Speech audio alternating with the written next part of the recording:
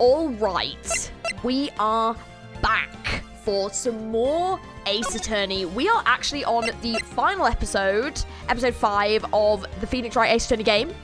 I said I would play it, so we will see the first game out, and then if you guys want to see more, obviously continue supporting the channel, and we shall play the next game. But for now, we are going to be rising from the ashes of what, I don't know, but that's what we're going to be doing. So let's play. It's like a whole different title and everything, so bloody hell. That was intense.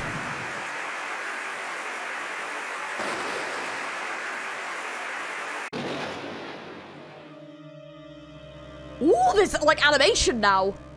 Whoa. What? What? Wait, 2 murders in different buildings? Is that what that means? That was creepy.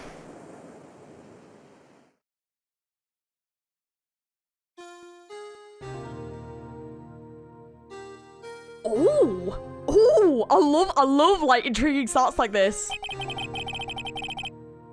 Oh, poor Phoenix. Okay, now I'm gonna get my voice actor back on. Okay. It's been 2 months since Maya left the office. 2 months without a single trial. Oh shit, really? Like all the cases just dried up? We were so busy. I've had offers, but none that I took. That is, until the day that girl showed up. Oh, wait, does that mean Maya's not going to be in this one? February 22nd, 10:02 a.m., Wright & Co. law offices. Without my best friend Maya, what's the point? Why do I come here to the office every day?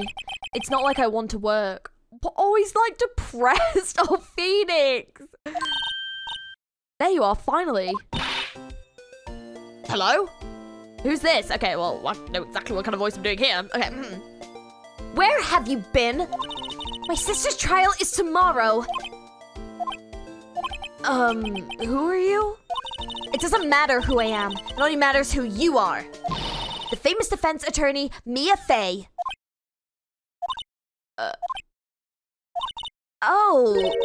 You're not Mia Fey, are you? I'm sorry, but Miss Mia Fey is no longer works here. So you are the coffee boy? I'm Phoenix Wright, defense attorney. Right. Wait! You're the Phoenix Wright? The Phoenix Wright from the Edgeworth murder case? Yeah, that's correct. It wasn't Edgeworth who was murdered, though. That's a relief, then. You're better than nobody. I'm sorry, I'm afraid I'm not taking cases right now. But you are Phoenix Wright, right? The undefeated defense attorney? Look, I'm not accepting any new cases. I'm sorry, but you'll have to try elsewhere. Please, I'm out of time. But please, you have to help. It's my sister.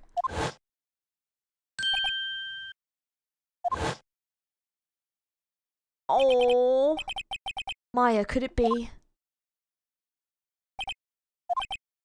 Okay, I'll hear you out. Really? Thank you so much.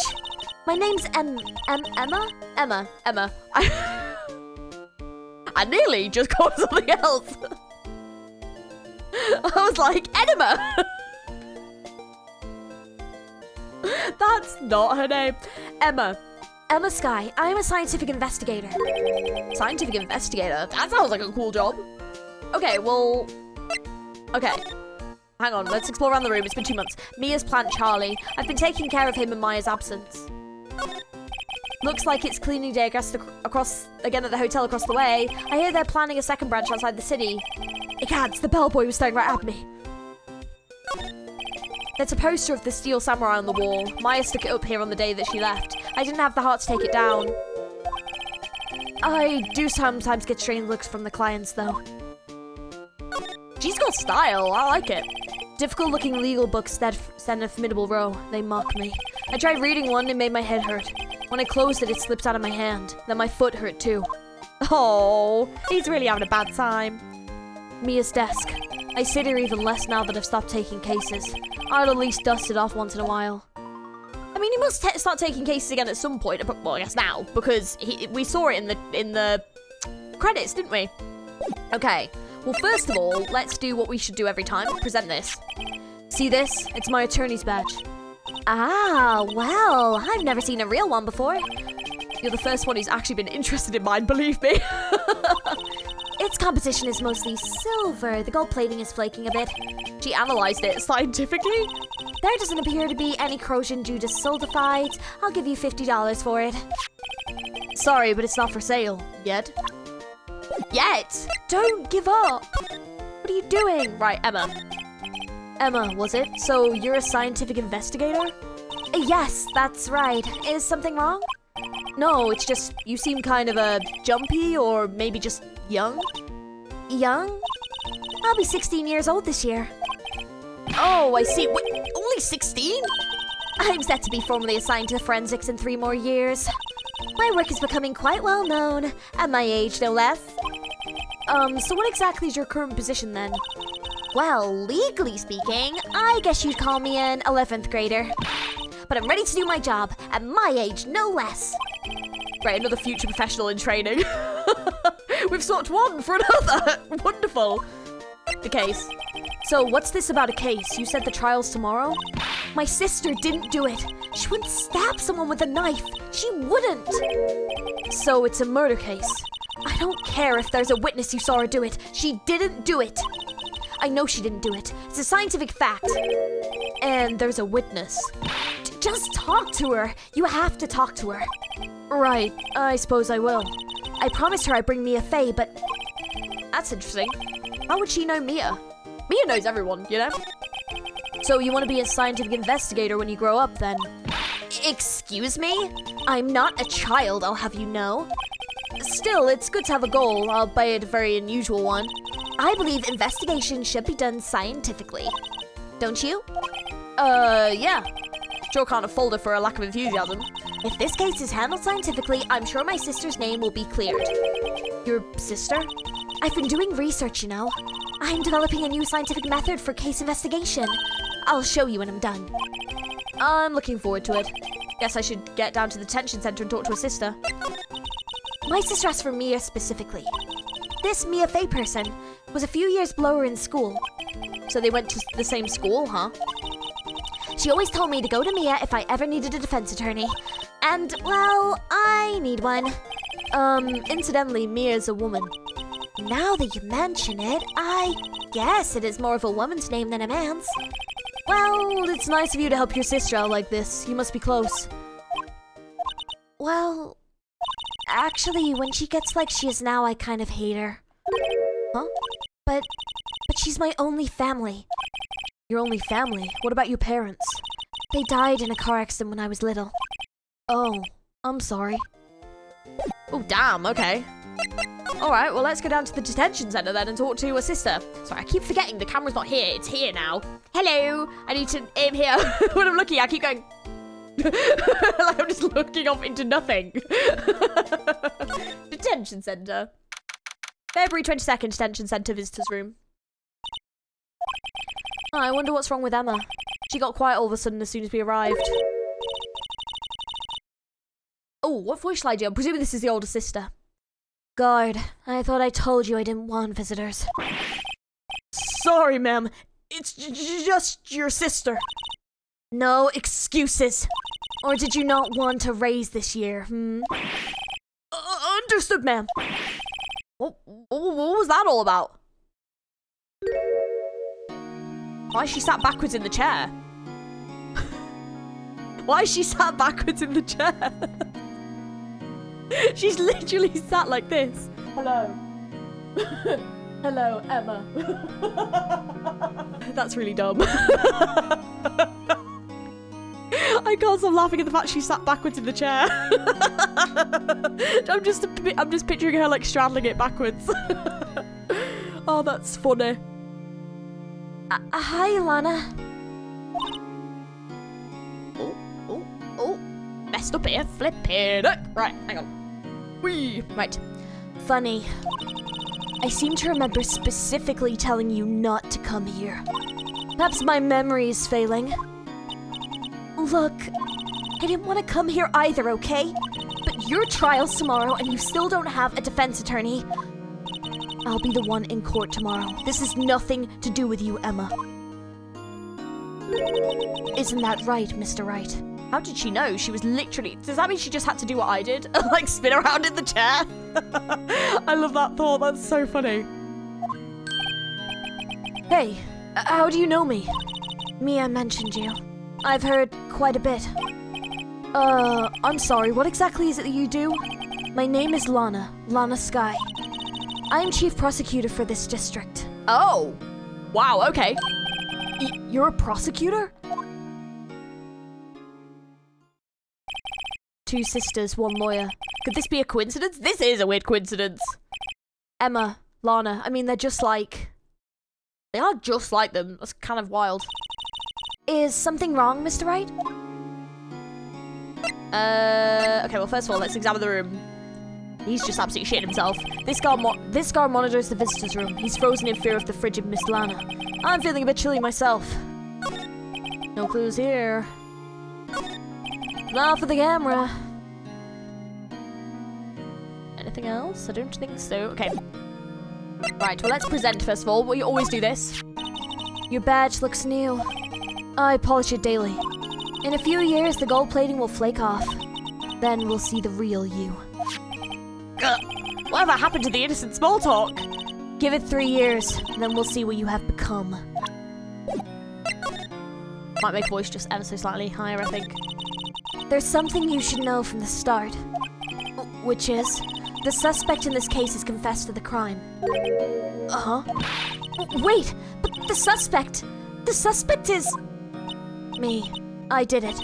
Well, Mr. Wright? Well, why don't you begin by telling me exactly what happened? The crime took place yesterday, February 21st at 5:15 p.m.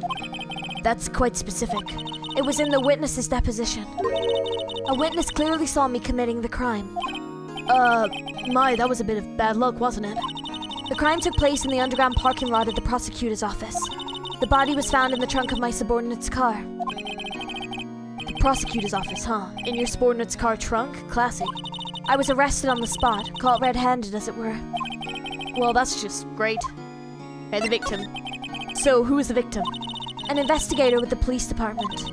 I suppose the correct term is detective. Oh my god, if it's Gumshoe, I'm fucking done. Don't you dare! A detective? Death was due to a loss of blood. He was stabbed once in the stomach. Oh my god, who was it? By you? Death wasn't immediate, but the wound was fatal. I see. Allow me to repeat myself, Mr. Wright. The victim was a detective. You know what that means, don't you? Uh-oh. What? Mr. Wright, what does it mean? Well, it means the police department will consider it a matter of pride to have me found guilty. They will use any means at their disposal to do so. This case just gets worse and worse with everything I learn. So, you're the chief prosecutor? That is correct. I'm responsible for overseeing every trial handled by prosecutors in this district. I make sure the prosecutors have what they need to do in the job and manage every aspect. Those are my responsibilities in a nutshell. That's an awfully large nutshell. Still, I'm a little surprised. I would think you'd recognize the district's chief prosecutor, Mr. Wright. Huh? In fact, it seems impossible you wouldn't. Lana? What happened to your hand? Oh, this? I cut myself by accident when I stabbed him, that is. Oh my god, this better not be Gumshoe. Don't. Duh. Huh? I'm not very good at being a criminal, I suppose. How am I supposed to defend this? Time to change the subject. Wait, she was in the class ahead of Mia, wasn't she? Listen to me. You were in the school with Mia, correct? A few years above her? Emma told you that, didn't she? Well, why not? I did drag him all the way here from his office. Although it seems he has very little in common with Mia. Hey! It was in law school. I was in my 3rd year and she was auditing the class. She was different than the other students. Different? She was strong. She'd do anything to become a defense attorney. Anything. It's kind of like they're like me and Edgeworth. Well, not me, Phoenix Wright and Edgeworth. It's like they're like the parallel, you know, kind of. That was probably why she was attracted to me. Excuse me? Intellectually attracted. Lana was tough for class and school. Or was it more? That would be awesome. Let's go! Oh my god. Come on, please. Please, that'd be so good. I was the best there was. Like if they were exes? Oh my god. The tea, the drama? Oh my god, I'm here for it. I'm here! I'm so here for it. Oh my gosh. I love it. Oh. Oh? Hello, controller. I'm doing pretty good in school too, by the way. It sounds a bit different when Emma says it. Well, Mr. Wright? Excuse me? As you could plainly see, I'm admitting my guilt. I think it's safe to say there's no way you can take this case. None. But Lana... Why? Why are you doing this to me? You never think of anyone but yourself. I know you didn't do it, Lana. I know. So how can you say that you did? Her voice broke then. If I lose you, I'll be all alone. I hate you, Lana. Aww. Sorry.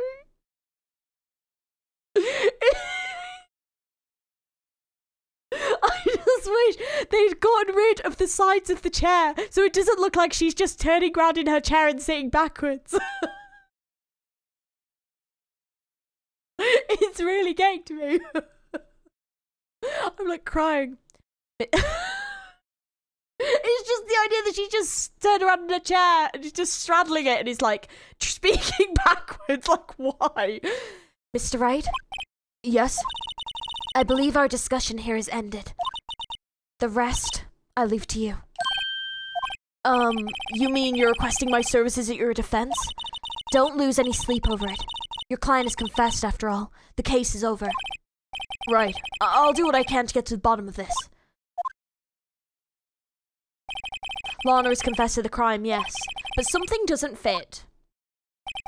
It's that look in Emma's eyes. Yeah, but was Emma there? There's something else going on here, and I'm gonna find out what. There definitely is something else going on, but yeah. I mean... I'm sorry, Mr. Wright.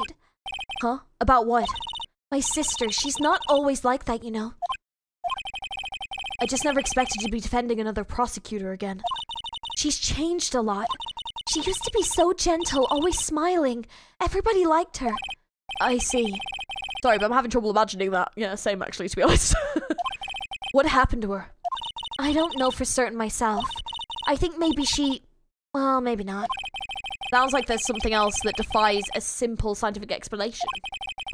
Let's go check out this underground parking lot at the prosecutor's office, shall we? Okay. Okay, hang on.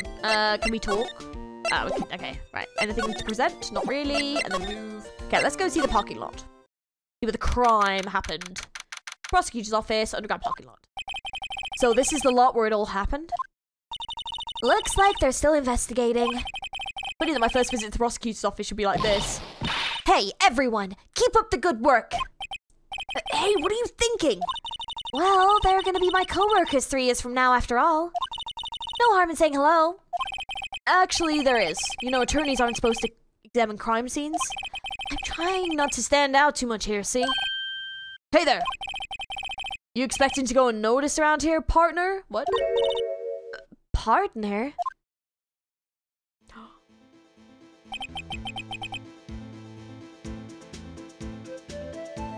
Oh my... You are joking! Oh my god! Amazing! Oh, the Texan is coming out today. Alright, we're gonna do that's... Yeah, okay. What do we have here? Looks like a bambina got loose from the ranch and is up to no good. Folks gotta learn to keep them doggies tied down, partner. Mr. Marshall! What is happening? Marshall looks more like a sheriff to me. Look here, Bambina. I know how you feel. But this is my gang's gold strike, see? Strike?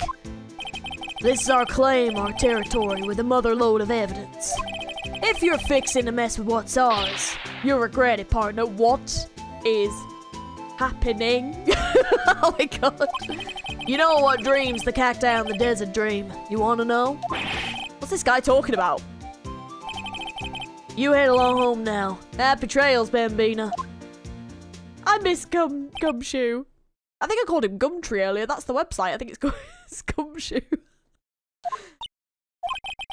Was that a hombre, your friend of yours? Kinda, sort of. He's a detective. Who thinks he's a sheriff from the Wild Wild West, it seems? Alright, well, we're gonna examine a little bit anyway. This is where the cars leave the lot. The arrow on the ground makes it look like an entrance. What are you talking about? It's plainly an exit. Well, maybe it's both, kind of a dual purpose. Aha! The theory of relativity. What? Huh? I've got to write this down. Hey, Mr. Wright. Maybe you know, was it Mr. Relativity German, or was he British? Mr. Relativity? Are you sure that was his name? Okay, we've got a wallet. What's this? A wallet? Excuse me, officer. Wait! What are you doing, Mr. Wright? What am I doing? I just found this wallet, so I'm handing it over to the police. I don't believe it. This is real basic. Anything at a crime scene is evidence. Let's be scientific about this, please. Just put it in your pocket. How is that scientific? Sounds like theft to me. Oh, we did? Okay. I'm called to duty already, and at my tender age. Here, I'll teach you the trick to examining evidence in detail, okay? By the way, her eyes are sparkling. I can tell she's been waiting for this. Okay, now, look at the court record. You have to be sure to examine evidence carefully on all sides. Now, let's start examining, from every angle. Oh, look! I think there might be a clue here. You should check it out with a press of enter. Well, I don't have that, so it's gonna have to be a press of whatever button I've got. This is an ID card. Sergeant Bruce Goodman, ID 5842189. See? Well, isn't scientific investigation useful? I guess, though I don't see what science has to do with it. So is he the victim? Or is that just an investigator's ID? Right, okay. Let's be sure to examine every piece of evidence we find. I guess I've got to be on my toes from now on. Okay, hang on, let's keep having a look around. Look, a door! This must mean something. I'm not sure that doors mean anything. No, it won't open. Mysterious lock. Fail to see what's mysterious about it.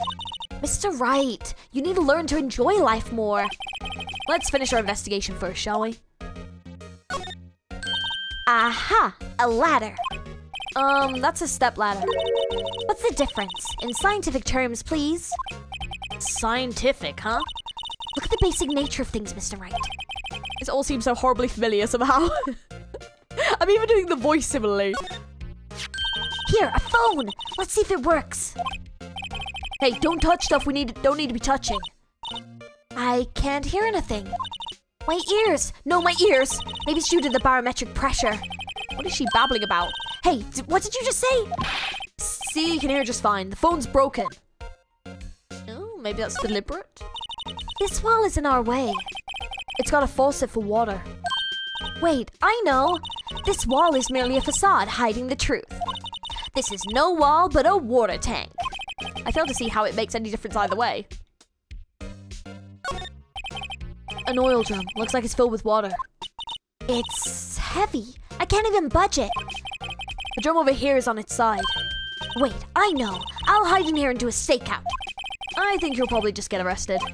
In fact, you may not even have to hide in the drum to get arrested. What? I'm not suspicious. I mean, you are if you get in that drum. Okay. We can slide over. Oh, okay. Well, here we go. There's a whole flipping crime scene over here. I was like, oh, there's barely anything here. It's because it's all over here. Okay, hang on. Well, no time to waste. Let's get hunting for clues. I wonder what this is. Well, partner, looks like you got no intention of going home quietly. The sheriff. Like I said before, this here's our claim. You'd be best be moseying along, unless you're fixing to bite the bullet. Gah, scary. Could you just tell us one thing? Who owns that car? Well, the little filly's got a good nose on her. You want to know who rides that red Mustang with the body in her saddle, eh? Please. No problem, partner. That time for a vittles anyway. Get yourselves to the saloon up on the 12th floor of the prospector's office. I just find you subversive alike. Prospector's office? Where does this guy think he is? And when is that for the matter? Note to self. Look up Vittles Saloon Cerveza. Maybe we should check out the room 1202, the High Prosecutor's office. I don't even know who the victim is. In any case, stay away from that car. You can look around here all you like, just keep your paws off our client. Right, great. Great. Maybe there's some clues around here, Mr. Wright. Let's check it out. Excuse me. Were you two all set? Us? Who's this? What's this? She couldn't be. You're selling lunches? Here? This is a crime scene. Hello. Half and half, was it? Oh, thanks. And you, sir? Yes? Some crunchy goodness coming at you. Thanks. Interesting way of doing business. This area is off limits to anyone without clearance, especially passers-by. Or are you officers? No, but you don't exactly look like the type to have clearance. Well, that's hardly a way to greet someone, even if my days as the cough-up queen are over. Cough-up, huh? You know, I'm feeling kind of full. Maybe I'll pass on lunch. I'm quite connected to this case, you see. The images are burned into my eyes, you might say. Yes, all the sordid secrets. Secrets?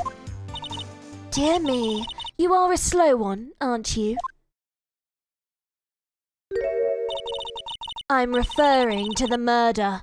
The stabbing of that detective. That was quite the fabulous hair flip, I'm not gonna lie. I don't even think I could try that. The stabbing of that detective. What? A witness clearly saw me committing the crime. You mean you're the witness my sister was talking about? Please, Cough-up Queen, tell us what happened. The name is Angel Star. Don't you go forgetting it. Or before you know it, I'll have you whimpering at my heels. Yes, ma'am. Yipe, she means it. Okay, she's not terrifying at all. Is there anything else we can examine? I don't think we can slide across now. Okay. Right then. All right. Well, let's present her with the attorney's badge, as always. Defense attorney must be able to fight. How about you? Do you think you can win? How about tackling Lunchland's Pickle Supreme lunchbox? Wow, it's really crunchy. A box of pickles, kind of a sad lunch if you ask me. About this card. Lunchland vendors only accept cash, no cards. Especially not a card belonging to someone else. No, this isn't a credit card, it's an ID card. Belongs to a detective. And you're showing this to me, the lunch lady, why? That's like showing a fine honeyed ham to a detective. Why do I always feel like I'm being mocked? Because you usually are, unfortunately. Right, let's talk. Right, the case. Somehow, I knew. Yesterday was a day of destiny. I knew something was going to happen. Just like I know that the daily special on Friday every week is salmon. Destiny? Was yesterday special for some reason? You're a defense attorney, right? You should know then. You should know the foul misdeeds of the evil ones who haunt this den of inequity. Evil ones? Prosecutors, they have no qualms at all about blackening the name of the innocents. And yesterday they paid homage to the most evil one of all. They gave an award for King of Prosecutors. What a farce. So she's saying there was some sort of prosecutors' convention yesterday. I was almost compelled to lace their lunches with something foul. Do you have a personal grievance against prosecutors or something? Or is there some kind of scientific evidence of this, evil? Young miss, mock me at your own risk. You'll soon find out why they call me Cough-up Queen. Ew! The most heinous of all the evil ones, the one they awarded yesterday, it was in his car that they found the body. Proof that he devours the evilest lunches of all. Really? Really what? I'm totally confused. One thing's clear, this lunch lady has a thing against prosecutors. What you witnessed. So what exactly was it that you witnessed, Miss Star? It was fascinating spectacle, to be sure. I now feel that I know what they say when they talk about a woman's wrath. To see Lana Skye wield that knife so... Her knife flashed in anger, bringing him to a sad end. It was truly a sight to see. You mean you saw the very moment of the crime? The sound of his slithery ties in to this world being cruelly cut still rings in my ears. And the rhythmic beat of Lana Skye's knife. Wait a second, you know Lana Skye? Of course. It's quite a feat becoming chief prosecutor. How many lunchboxes of sin did she pack to make that journey, I wonder? She always travels light. Now, why would this pretty lunch lady know the chief prosecutor's name? Angel. Could we ask you a bit about yourself, Miss Star? I come here every day to sell lunches. I import only the freshest and best from the Far East. For some reason, the box lunches are a hit here. Why not make the lunches here rather than import them? Did you say something? No. Only true connoisseurs can understand.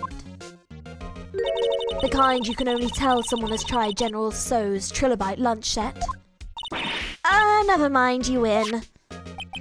I don't even want to appreciate part of the Trilobite's flavour. Anyway, I come here every day to sell lunches. My boyfriend works in the security room here at the prosecutor's office. Your boyfriend? See the security room over there? The glass-walled booth? Oh, the glass-walled booth? I sell my lunches, and since I'm here anyway, I drop in to see him. Since you're here anyway, I guess selling lunches is more important than romance. So, to scientifically analyze the data available so far, you, Miss Star, are a lunch vendor with an ulterior motive for coming here. Useful analysis. Not. Okay, prosecutor's office. Did you have a bad experience with a prosecutor, Miss Star? I sense some hostility. Hostility? Perhaps. Prosecutors are all alike. The bigger they get, the worse they smell. Kind of like a 10-day-old clams in the chowder. I wonder if Miss Star was involved in some sort of legal trouble in the past. That'd be a sure cause of food poisoning. Scientifically speaking, of course. I mean, now you're talking, Coffee Queen. I thought she was just a lunch vendor, but now I'm not so sure. Interesting, okay. Yeah, no one's here, okay. Maybe we go back to the office? Oh, I guess we're not done. Anything else to examine? Literally nothing else to talk about. I've already presented this though, haven't I? Yeah, already done this one. I did this one as well though, and she avoided it.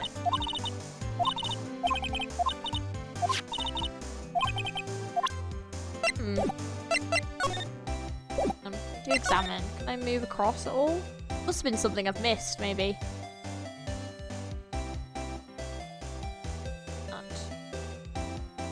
Done them. Done the phone. The ladder. Hey, there's nothing for me to do here. And I've spoken to her and given her all the options. Nothing else I can ask. Oh, I can go to the office. Never mind. Ignore me. I didn't even see that there. Whoa, what the? What? That's, strange. Okay, the High Prosecutor's office. This is the kind of room that just screams, I can do the job. Quite a change from your office, really. Thanks. Look, there's a trophy or something here. A trophy? What? That shield? It takes a real nerve to display stuff like this. Whoever's office this is, they must be a real stuck-up jerk. Oh my god, is this edgy boy? Oh my god. Phoenix Wright. You never tire of prying into other people's business, do you? Is it him? That voice? Yes! Let's fucking... Oh my god, yes! I'm so excited. Long time no see, Edgeworth. Huh? Mr. Edgeworth! You know him from somewhere? Oh, of course. I'm his biggest fan. My sister introduced us once and, Right, her sister's the chief prosecutor after all. Well, what brings you here? I'll warn you, I've been known to be a real stuck-up jerk. No, did I know? It was just Mr. Wright here. He, Hey, don't blame me! We're just here to investigate a murder case. Murder? Oh, murder. Sorry, I keep forgetting. I gave him an English accent. A body was found in this nasty bright red sports car in the parking lot. That would be my car. Oh! For the love of God, Edgy! Why? Oh, look at his face! Again? Listen, Edgeworth. Please, you need to stop. You need to stop getting involved with these cases. Why? That would be my car. What of it? That was also not the car I was expecting him to have. Interesting. What? Your car? I'll say one thing, she can certainly scream. Yeah, I didn't do it too loud. I've got people around. Okay, first of all, we're examining this office. I've been wondering, what the heck is this? It has a big K on it. Of prosecutors. Huh? What's that? It's the King of Prosecutors trophy. King of prosecutors? It's a great honor. They send that shield to the best prosecutor each year. What? So that K, that's... K stands for King. Yeah, you got a problem with that. I didn't design the thing. King of prosecutors. Kind of like employee of the month, only better. Oh, there you go. King of prosecutors, the King of prosecutors, the PD on the day of the murder. Okay, we can click on it again. So, that's the King of the Prosecutor's shield, huh? Well done, Edgeworth. You must be proud to be the King of Prosecutors. Congratulations, King of Prosecutors. Please stop saying that. That still doesn't explain one thing. Why is the tip of this shield broken off? That's actually a really good point. Oh man, not again. Wow, this jacket is even lacier than his usual ones. This must be his lucky trial jacket. Lucky jacket, right. I've never seen him wear it. I'm sure there's a story behind why it's in a frame. Maybe I'll be naughty and take a picture. She's getting way too excited about this. My, what an amazing bouquet. Just right for Mr. Edgeworth. No kidding. Hey, there's a card on it. Back from the dead, Wendy. Wendy? I've heard that name somewhere before. And beside it, a giant steel samurai. Wow, I want one. Huh? There's something written on the bottom of his foot. Between a rock and a hard place, Wendy. Wendy? Is she Mr. Edgeworth's fiancée? I don't think so. God. Ooh, cute! What a pretty tea set! I go for more of the instant tea bags myself. Amazing. The drawer below is filled with packets of tea leaves. They're all sorted by place and origin of flavor. Look at this royal blend! What an exquisitely splendid concoction. Such a thing as taking your hobby too far. Whoa! What a view! It must be nice to have an office on the 12th floor. I guess you would feel important. Incidentally, were you to jump out of this window, the time till impact with the ground would be, got it. Approximately 3.23 seconds. That's handy to know. Is it? The work desk is quite tidy, as one might expect. What a nice desk. Easy to use and easy on the eyes. It's polished so well I can see my own reflection. Strange. Why did I just picture Detective Gumshoe? Maybe I'll take that name plaque as a souvenir. Don't, he'll sue you.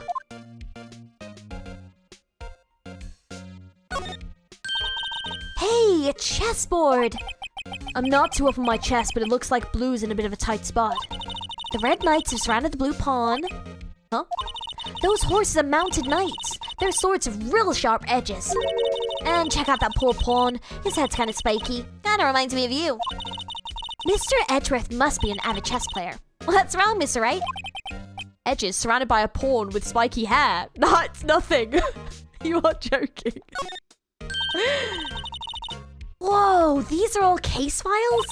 They're stacked up to the ceiling. There's even a ladder. Odd. I thought Edgeworth wasn't good with heights. He must have someone get them for him. Oh, strange. Why did I just picture Detective Gumshoe? He studied these case reports so closely. He's so cool. You wouldn't say that if you saw him sweating bullets up on that ladder. Huh. Okay, I think that's everything we can look at, it would seem. Okay. Hang on. Let's do the usual. I once dreamed of being a defense attorney a long time ago. What? You wanted to be a defense attorney, Mr. Edgeworth? Yet my path is laid out clearly before me. I have no time to reflect on what might have been. Say, Edgeworth, I was wondering about this. Mr. Wright! Huh? What? Are you sure you should be showing that to Mr. Edgeworth? Oh, he'll take it for sure, won't he? I wish I could be on the same side as Mr. Edgeworth. But then my sister would be found guilty. If she sighs any deeper, I'm going to start getting depressed.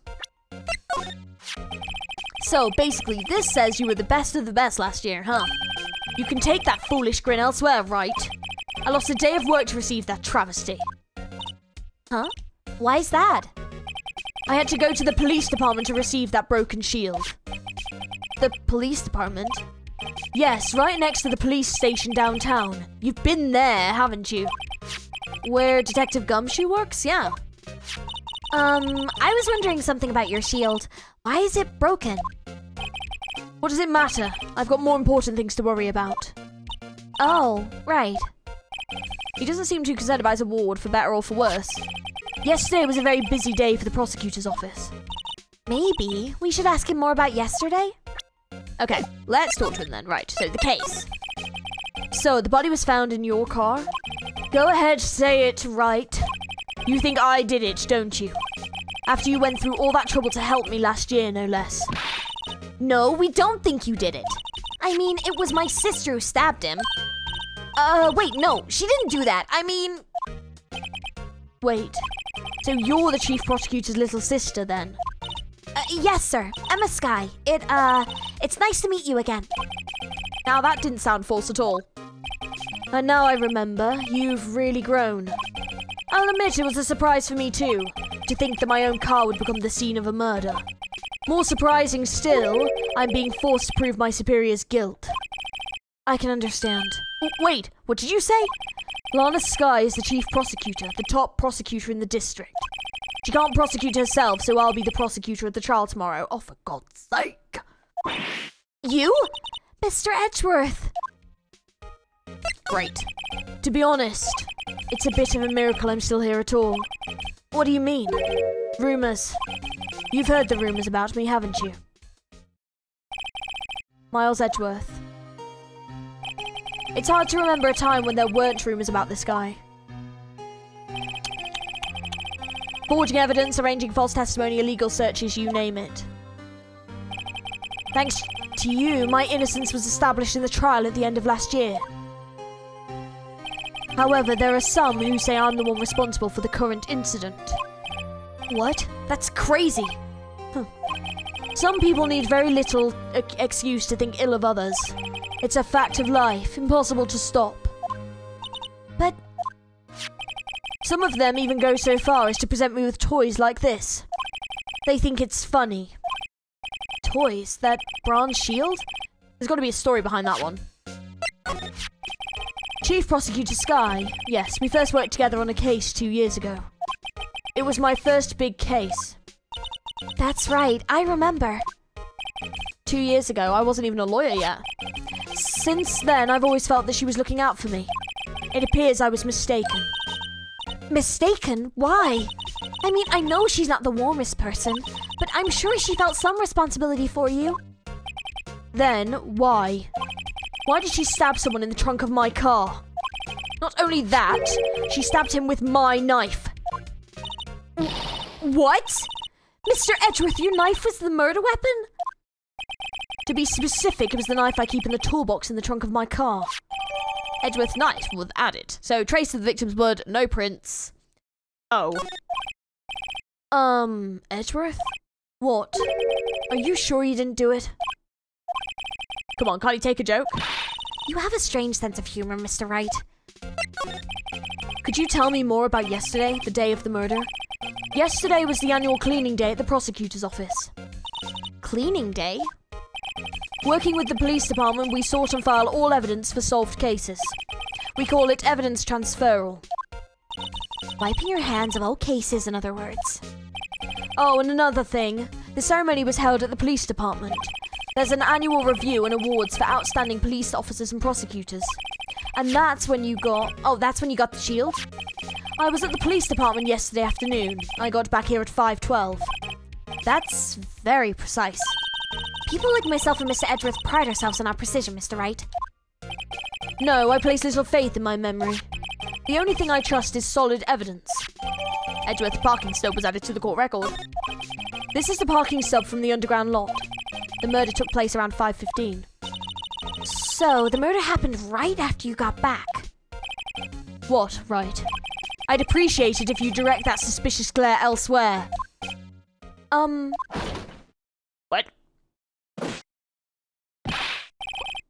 What? What is happening? Okay, what? Excuse me, but Mr. Edgeworth, anywhere on the premises? I'm Edgeworth, what is it? I'm here, sir, at the request of the chief, sir. I've got your report, sir. Report? What, did you find new evidence in the case against the chief prosecutor, Sky? I don't like the way this conversation is going at all. Sky, sir? No, sir. No name of that kind, sir. Not in this report, sir. I think I just heard Edgeworth's lid blow. Mr. Edgeworth's lid isn't on very tight, is it? I made a clear request to the police department, did I not? I need to focus on the trial tomorrow, so don't bring me anything unrelated. Sir, but sir! I'm just following orders, sir. They don't want to bring this to you. I wasn't aware of the particulars of your arrangement with us, sir. Give me your name. Yes, sir. Meekins, sir. Officer Meekins. Right, Officer Meekins. Take your report and leave. And good luck with that raise next month. But sir, I didn't know. Looks like he was absent on the day they gave out brains and good luck. Oh, poor Officer Meekins. Right. Yes, sir. I caught me off guard. As you can see, I'm busy. You may leave now. Let's do what he says, Mr. Wright. The victim was a detective from the same department as the patrolman just now. Go down to the police department. You can ask more there. Thanks. Seems to have finally calmed down at least. I'm busy preparing for tomorrow, and I'm not in the mood for idle banter. Especially not with you. Let's go, Mr. Wright. Fine. I'll just have to talk to him when he perks up. Okay. Alright, let's go.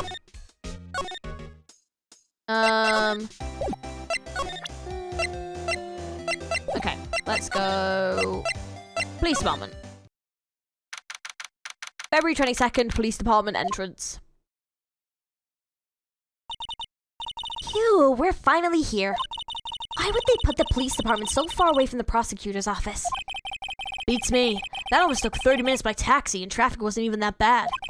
The police department, huh? I've only ever been to criminal affairs next door. Hold on, what is that? Oh, little animations! Oh my gosh. Disturbing! And why does it undulate like that? Oh, wait, I know. This is Blue Badger. They're trying to make him the police mascot. Wow, Mr. Wright, you sure know a lot about the police. Still, he does seem familiar somehow. Forget the Blue Badger. So, who's that next one? Someone appears to be dancing with the Blue Badger. Uh-oh, he noticed me. He sure is running over here fast. Oh, Gumshoe! Yay! Hey, pal! What are you doing over here? That's my line, Detective Gumshoe. Specifically, why were you dancing over there? What? Well, at least he doesn't seem to be busy. This is our chance to get some information. Hey! I'll have you know I'm a very busy man, pal. Okay, well, hang on. We must examine. The usual wanted posters are hanging up on the bulletin board here. Do you know this face? If you do, dial 911. You know, Mr. Wright, I've always thought it was kind of funny. I've never seen anyone who looked like people in these posters. They hardly even look human. She has a point. Yeah, true. I was wondering about that. What?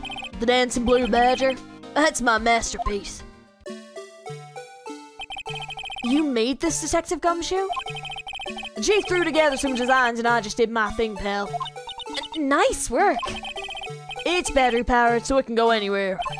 There's no switch, so it just dances until the batteries die. Poor Blue Badger. Fated to dance until he drops. Oh, nice, okay. There's like a handprint on it. I always get excited when I come to a police station. Why's that? It just feels like I've jumped into a movie. Huh? You know, with all the police and criminals. Well, I don't know if this is all that exciting. Sure it is. Look at those two officers over there. They're probably talking about the latest bust. Funny, I thought they were talking about the weather. The banner here is announcing the crime-fighting campaign. A nice slogan. I wonder if they'll be selling fingerprinting sets. I don't think it's that kind of campaign. What family wouldn't want a set at home? It's good for finding out who's slick into the cookie jar. I think most families can figure that out without the extra help. Mr. Wright, do you know why patrol cars are painted black and white? No idea. Why? Well, I think they're designed after a panda. A panda? Not that I have any scientific proof, just a theory. Do you mind me asking how you came up with that theory? It was when I was on a school trip. I saw a patrol car and it came to me. We had just been at the zoo, see? What about zebras? Or did they not have those at your zoo? That's a good point. Look, that patrolman is saluting the other guy. He must be a detective. And then I said, hey, you do that. Your soup will get cold, buddy. That's hilarious, sir. I laughed so hard I cried. I guess he wasn't saluting. He was wiping tears from his eyes. They make a good pair. The detectives in there look pretty busy. Just imagine, right now, behind those doors, a police drama in action. You know how the thought fails to excite me? Right. Amazing. Okay, now we can talk to Gumshoe. Okay, hang on. Let's start with this. Detective, here's my attorney's badge. You show this to me every time we meet, pal. Real men show their police badge. Enough said. I wish I had a badge. Even an ID card would be nice. Wait, speaking of ID cards, I found that detective's cards, didn't I? Ooh, hang on. Detective Gumshoe, what can you tell me about this? Huh? Hey, pal, this is a detective's ID card. You can't just keep that. You'll have to turn it in to the police. It's people like you that get me in so much trouble all the time. Meaning Detective Gumshoe must drop his card a lot.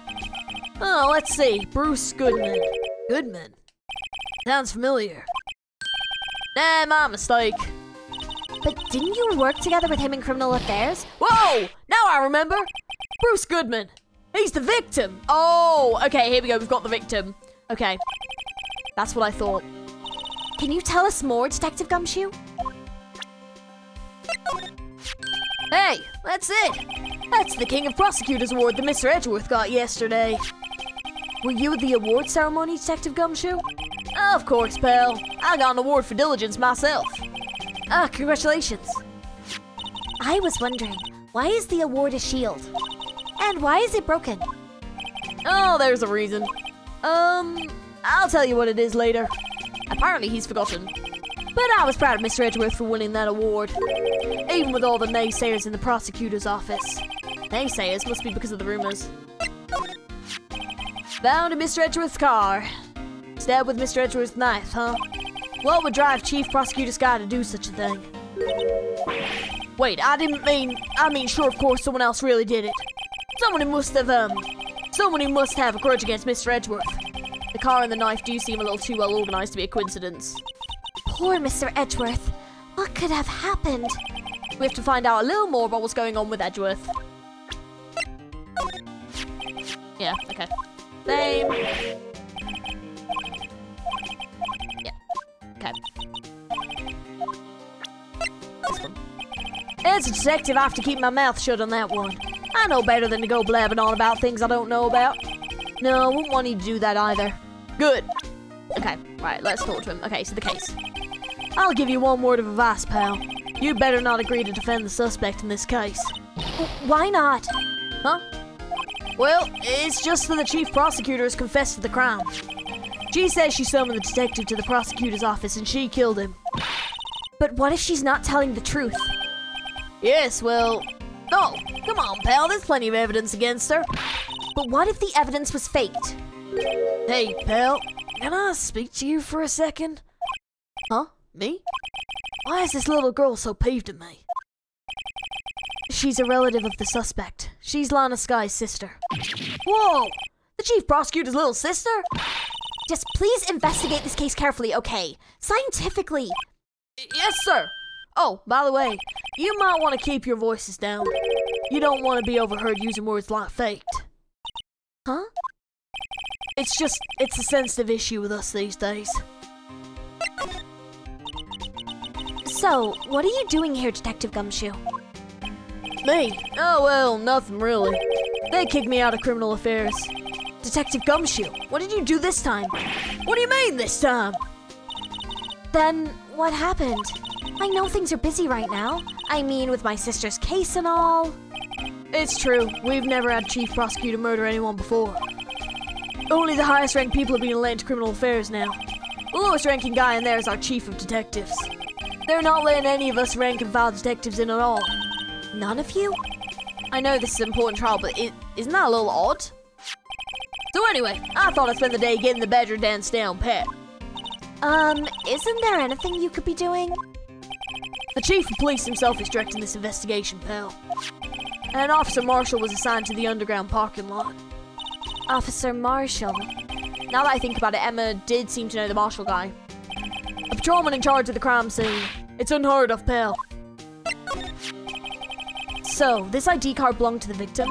He was a detective like myself. Detective Bruce Goodman. Don't you think it's strange? I mean, why would the victim's ID card be lying on the ground where we found it? Well, Detective Goodman should have been at the police department yesterday. There was evidence of a transferal for a case he handled 2 years ago. Evidence transferal? Mr. Edgeworth mentioned that too. But Detective Goodman was killed at the prosecutor's office. Well, that's the thing. It's hard to say this, but word is the chief prosecutor Sky called him out there to the parking lot. And Lana's confessing as much. He's in a tough spot, again. Again. Of course. And we just managed to get out of that one. Just. Well, it all started with the murder of that defense attorney, Hammond. But Mr. Edgeworth was found innocent. Listen, pal, there have always been rumors about Mr. Edgeworth. Forging evidence, making deals with witnesses. Nothing outright, but there was always whispered rumors. Ever since he was accused of murder, no one's whispered. They're practically shouting. But there's no evidence against him. Well, Mr. Edgeworth has always had unusually strong ties to the department higher-ups. It's only natural that people would be suspicious. I had no idea he was under that gun.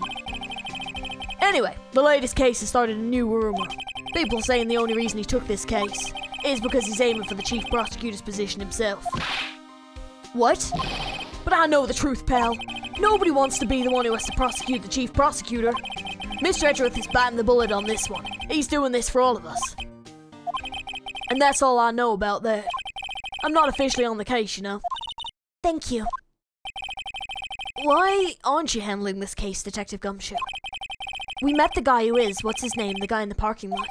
That'd be Officer Marshall. He was appointed directly by the chief of police. Officer Marshall. Is he some kind of Wild West sheriff or something? No, Jake Marshall's just a regular officer. From West LA.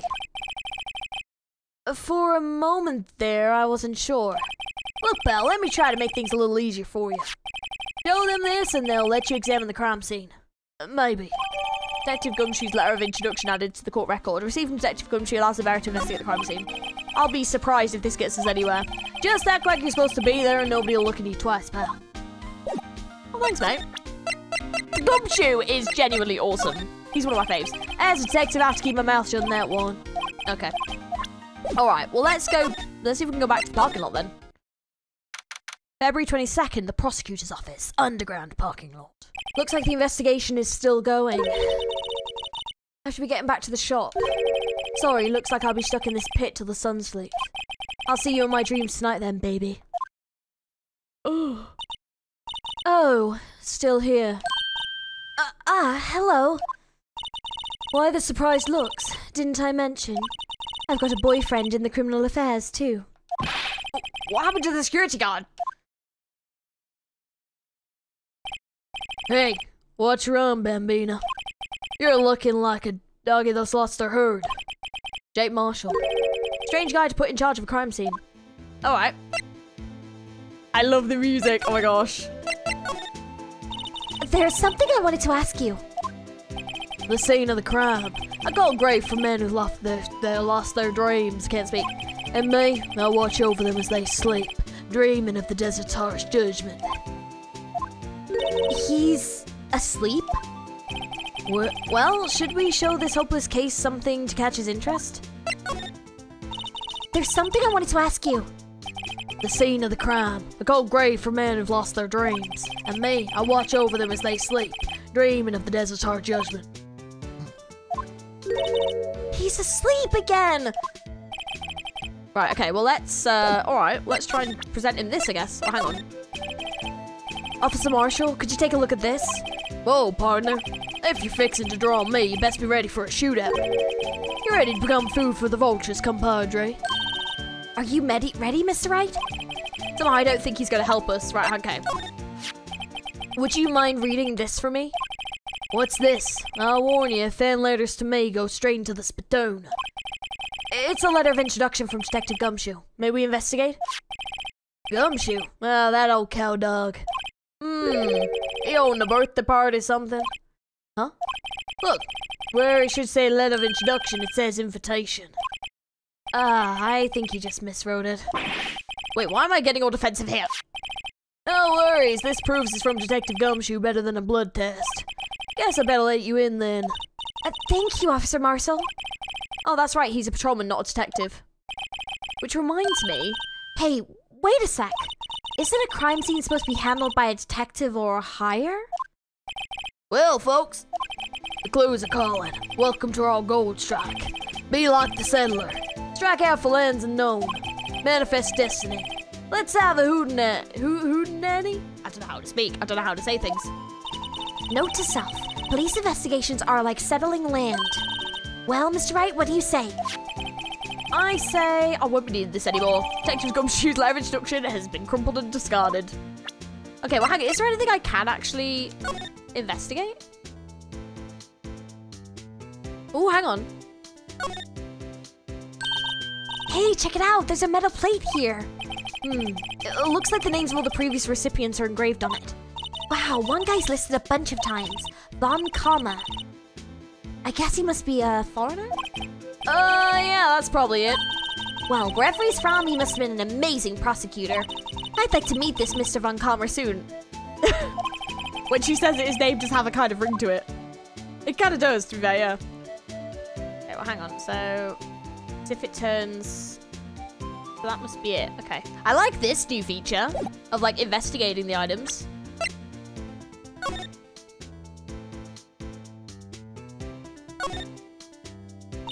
This must be the victim's blood, right? Either that or Mr. Edgeworth cut himself peeling an apple. What's Edgeworth doing with a knife like this anyway? Hey, maybe he spends his weekends roughing it in the wild. Edgeworth? In the wild? I think the my fruit peeling theory is more likely. Are you kidding? I always pictured him as an outdoorsman. Now that there's a scary thought. Yeah, there's no way, what? I love this music, it's so catchy. Okay, so I can't examine that, that's fine. They even got like his name on and everything. Miles Edgeworth, 1712. This dated the day of the crime. The murder took place 3 minutes after Edgeworth parked his car. If only he was held up a couple of extra red lights, he wouldn't have been caught up in this whole affair. Perhaps. It just goes to show you never know what happens when you run a yellow light. I guess so, yeah.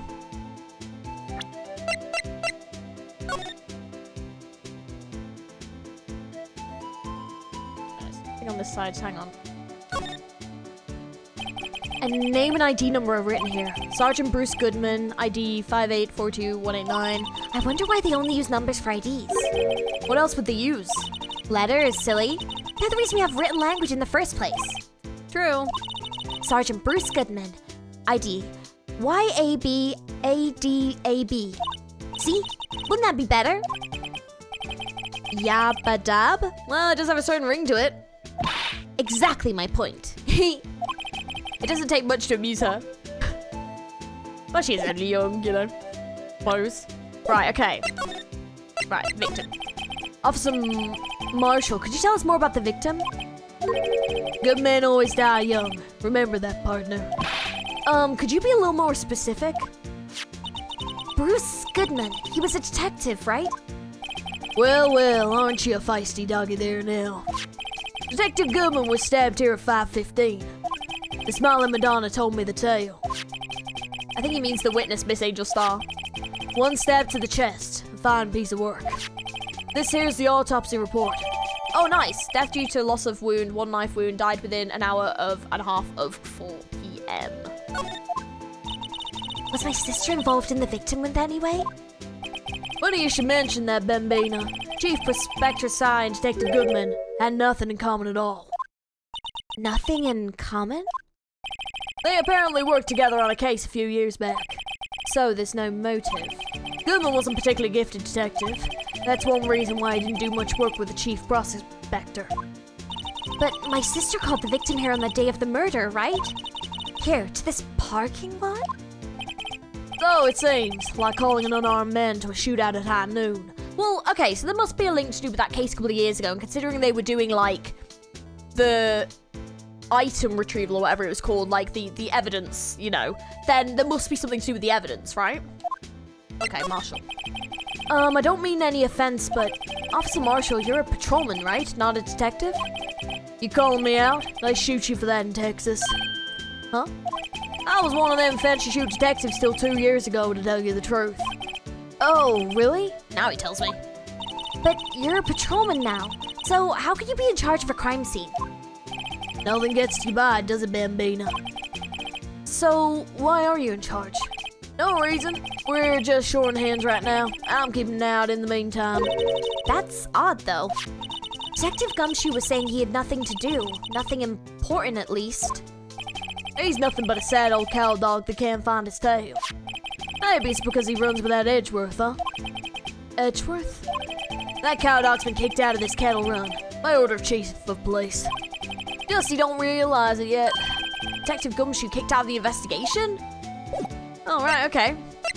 Right, well, hang on a minute. No. Slad. No, slad. Thank you. And examine. Right, here we go. Right, okay, let's have a look. Right, what's this? This looks like a cell phone. Scientific analysis would suggest this belonged to the victim. I can't think of anyone else it could belong to. What's so scientific about that? Should we check it out? Absolutely. Right, let's check it out.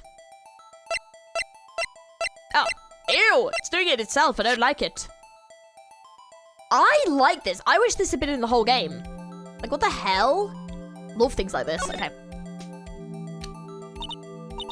This phone's still on the redial screen. Redial? Mr. Wright, most phones keep a record of all the calls you made and received. You just press the blue button to display the last number you called. Convenient, isn't it? I'm surprised you didn't know about it. Sorry to disappoint you, but even I know things like redial. Huh? Oh, I'm sorry. It's just you never know with people from your generation. Whatever, let's check this phone out. Are we pressing it? Now to see who the owner of this phone called last. Note to self, a defense attorney doesn't think first, he just pushes the button.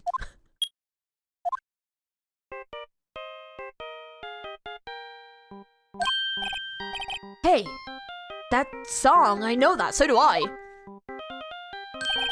Hey, what's going on over there? Oh, sorry. I see you, partner. You pressed redial on that there phone, didn't you? Oh, well, yeah. Whose phone is this anyway? It was on the ground over there. Whose is it? It belongs to Chief Prospector Sky. What? It's my sister's? She apparently dropped it when she was taken into custody right after the crime. Look, the last call was made right when the murder occurred. Looks like she was fixing to call someone. Except she only spoke for a few seconds according to this. Who did she call? No idea. Sorry, partner. Now, I got a question for you, partner. I heard a phone ring just now. One of those newfangled ringtones. Oh, that. Oh, I'm sorry, that was my phone. Did she ring him? What? Your phone? Yeah, it's kind of strange, but someone called me right as we picked up the other phone. A wrong number. I hope you're not lying. They shoot you for that in Texas, partner. Uh-oh, I've incited the wrath of the Lone Star Patrolman. What a reference. Cell phone added. Yeah, last call was made at 5:18. To me. Alright, that's kind of strange. Can we have a look at it anymore?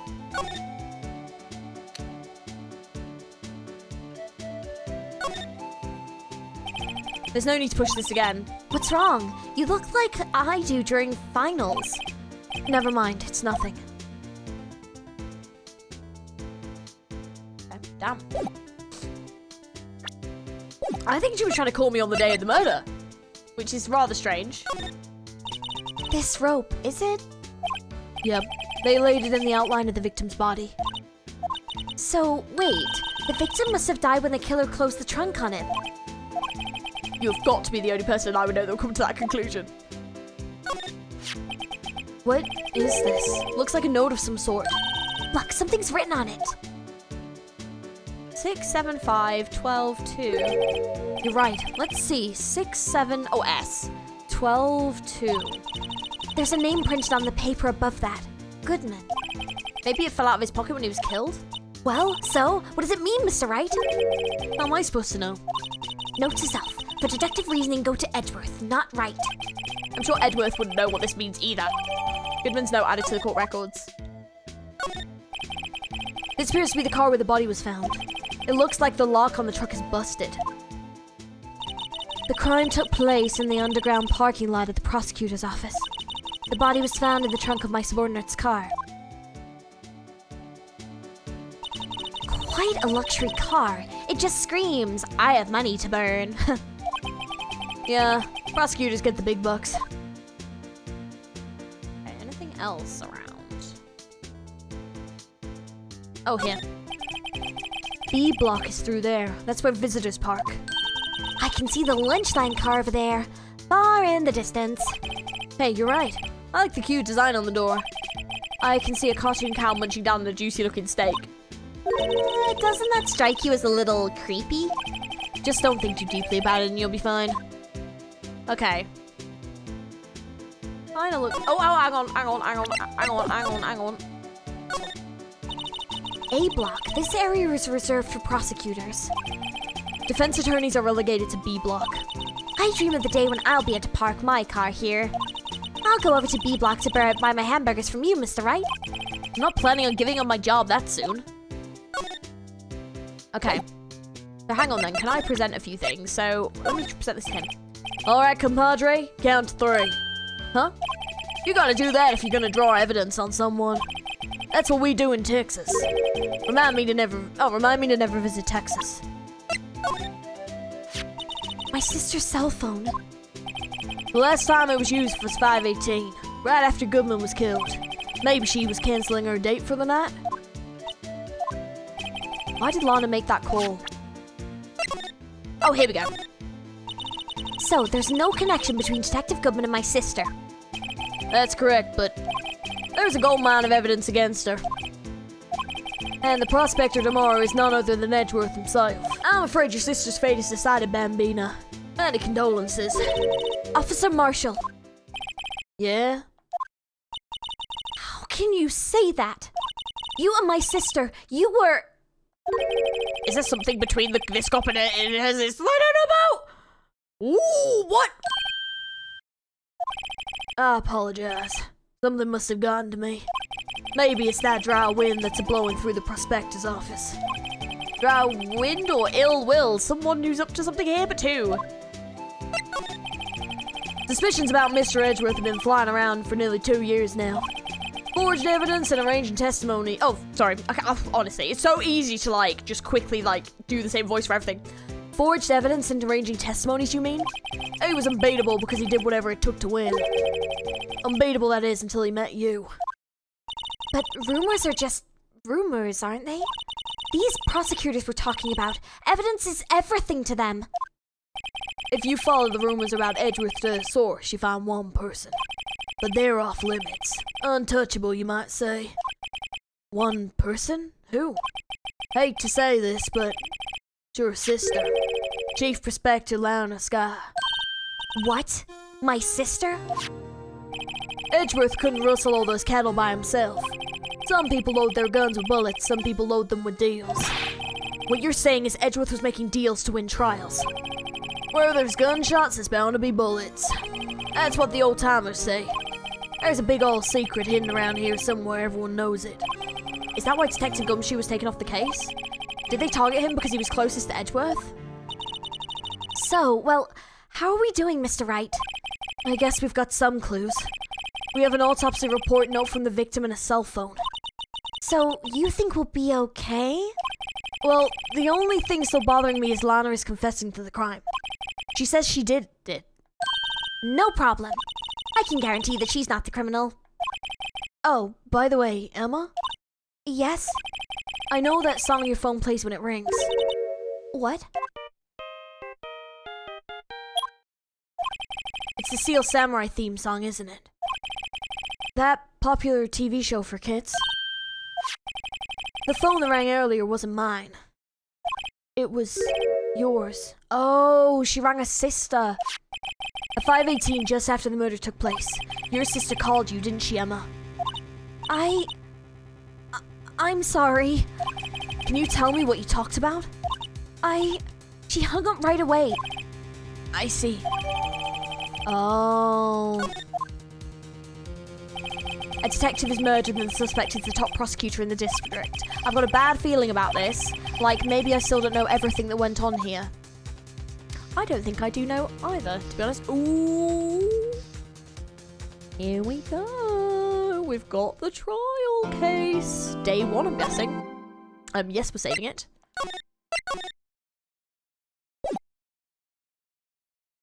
Let's dive in. February 23rd, 9:34 AM, District Court, Defendant Lobby number 2. How did the investigation go yesterday, Mr. Wright? Frankly, there are still a lot of grey areas. Or rather, the whole thing is just one big grey area. Don't worry about me, no matter what the outcome. I'm ready to accept my fate. I believe in you, sis. Mr. Wright, let me offer you a word of advice. Yes? A defense attorney should never believe their client.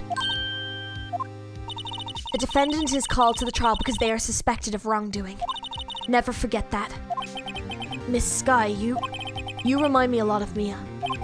But there is one decisive difference between you and her. And that is, you're not a defense attorney. I believe it's almost time for the trial. Good luck, Mr. Wright. Yeah, thank you. I'm gonna flipping need it. My first trial without a Fae helping me. No one's gonna bail me out this time. I'll be alone in there. So I have to discover the truth all by myself. Let's do it, Mr. Wright. I'll be with you the whole way. Great. This is gonna go well. February 23rd, 10 AM. Oh my god, my favourite thing to say. Court is now in session for the trial of Miss Lana Sky. The defense is ready, Your Honor. The prosecution has been ready for a while, Your Honor. Edgeworth. It's been 2 months, but I haven't been in a courtroom since his trial. What a trial it was. I hope that personal feelings will not be a part of the proceedings today, Mr. Wright. I will choose the path I think right, regardless of what those around me might say. The judgment to be made here is in our hands, not those of anyone else's. Very well, Mr. Edgeworth, your opening statement, please. Chief Prosecutor Lana Skye has committed an unpardonable crime. Not only this, but she was rash enough to commit it in the prosecutor's office lot. Wow, he's much more forceful in person. But I suddenly feel like confessing to everything. However, she will now pay for her rashness with her life. There was a witness to her crime. A professional witness. Well then, call your first witness, Mr. Edgeworth. The prosecution calls its first witness, Miss Angel Starr, to the stand. The cough-up queen? I don't know what that means. Haven't I seen you somewhere? You ordered the caviar lunch, right? Oh, caviar! I've never eaten caviar before. The judge is really wolfing it down. And for you, I have a fiesta bowl. Thanks. Will the witness state her name and profession? And you, sir? Did you order the fingerprint lunchbox? It's too early for lunch. Your name and profession, please. Well, Your Honor, how does it taste? So this is why everyone raves about caviar. It's so tasty it hurts. I always thought caviar would taste like pickled tapioca. What the heck does pickled tapioca taste like? Name. Profession, now. Me? The name is Angel Starr. Don't go forgetting it. I find myself running Lunchland these days. Is that what you wanted me to say, Mr. Edgeworth? Very well, witness. Please describe the incident to us. The prosecution will wait. I've not finished eating. Hurry it up. Very well, Mr. Edgeworth. As you know, we usually call on the police to provide the description of the crime. Your Honor, as Mr. Edgeworth has said to the court, I am a professional. What exactly does that mean? Until 2 years ago, Miss Angel Starr was a special investigator with the police. She was a first-rate homicide detective. Oh, that's cool. What? Miss Starr was a detective? Aha!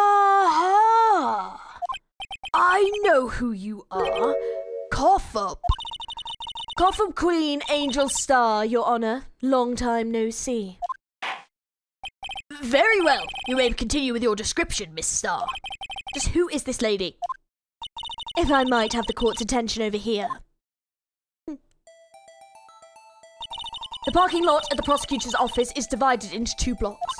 Block A is for the prosecutor's office personnel. B block is for the visitors and clients.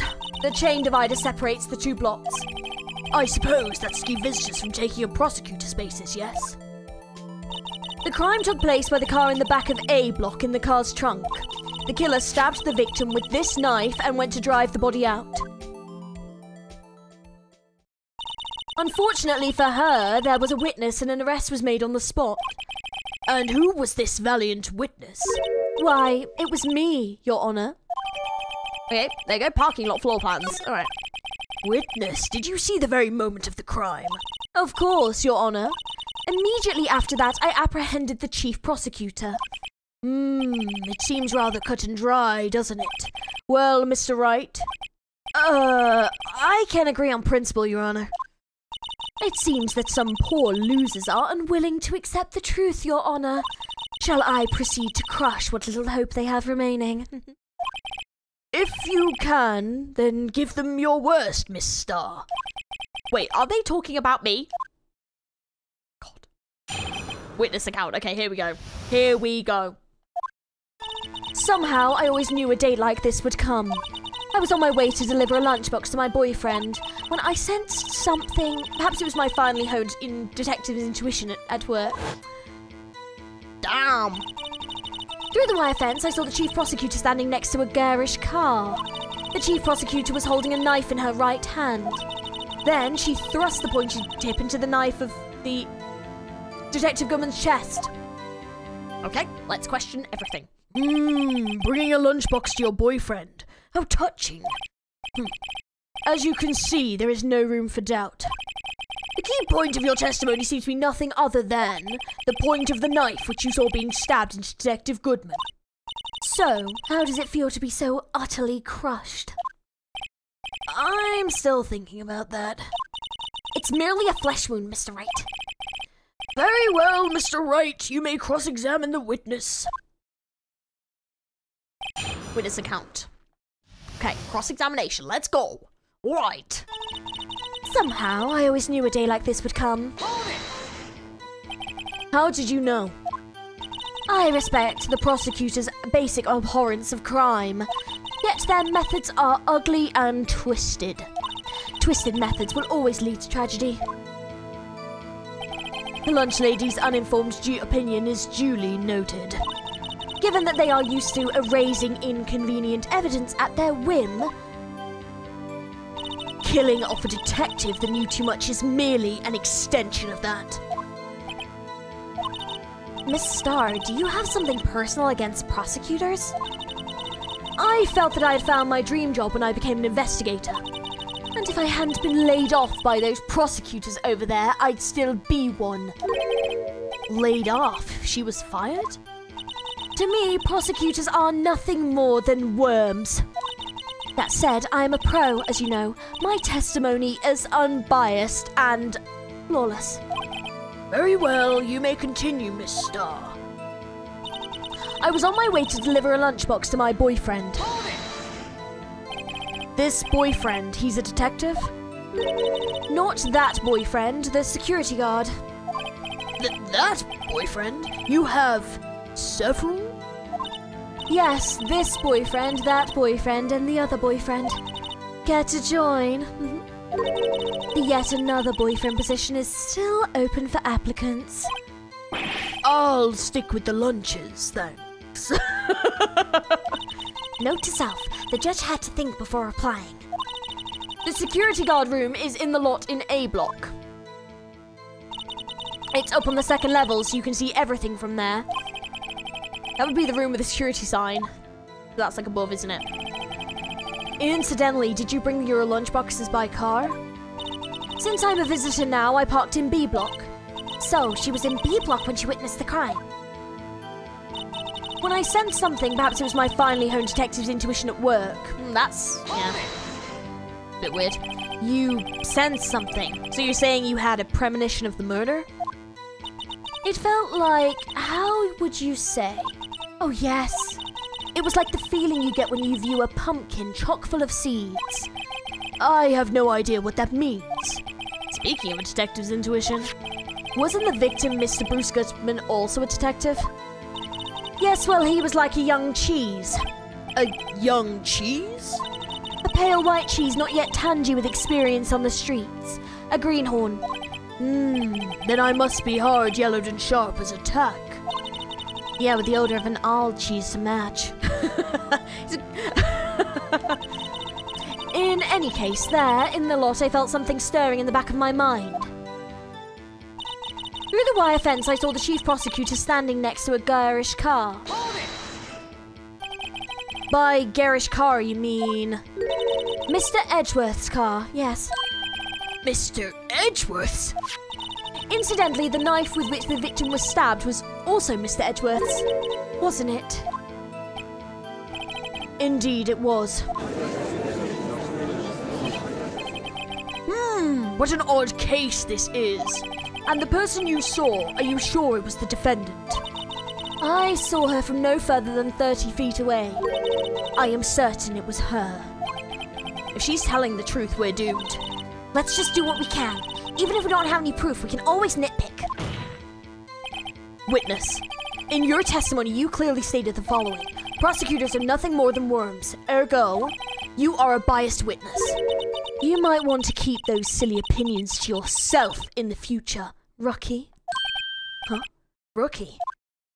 Unless you're willing to risk the consequences of doubting me. I'll fry you like a fritter. Crispy on the outside, chewy on the inside. That was inspiring. I believe I've heard that tagline elsewhere. You could cry plagiarism.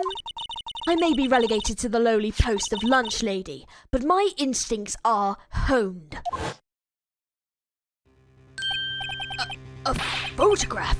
You took this? The moment I witnessed the crime, my reflexes took over and snap, I took a picture. In fact, one of my lunchboxes is rigged with a camera. I suppose that's more exciting than just hanging it around your neck.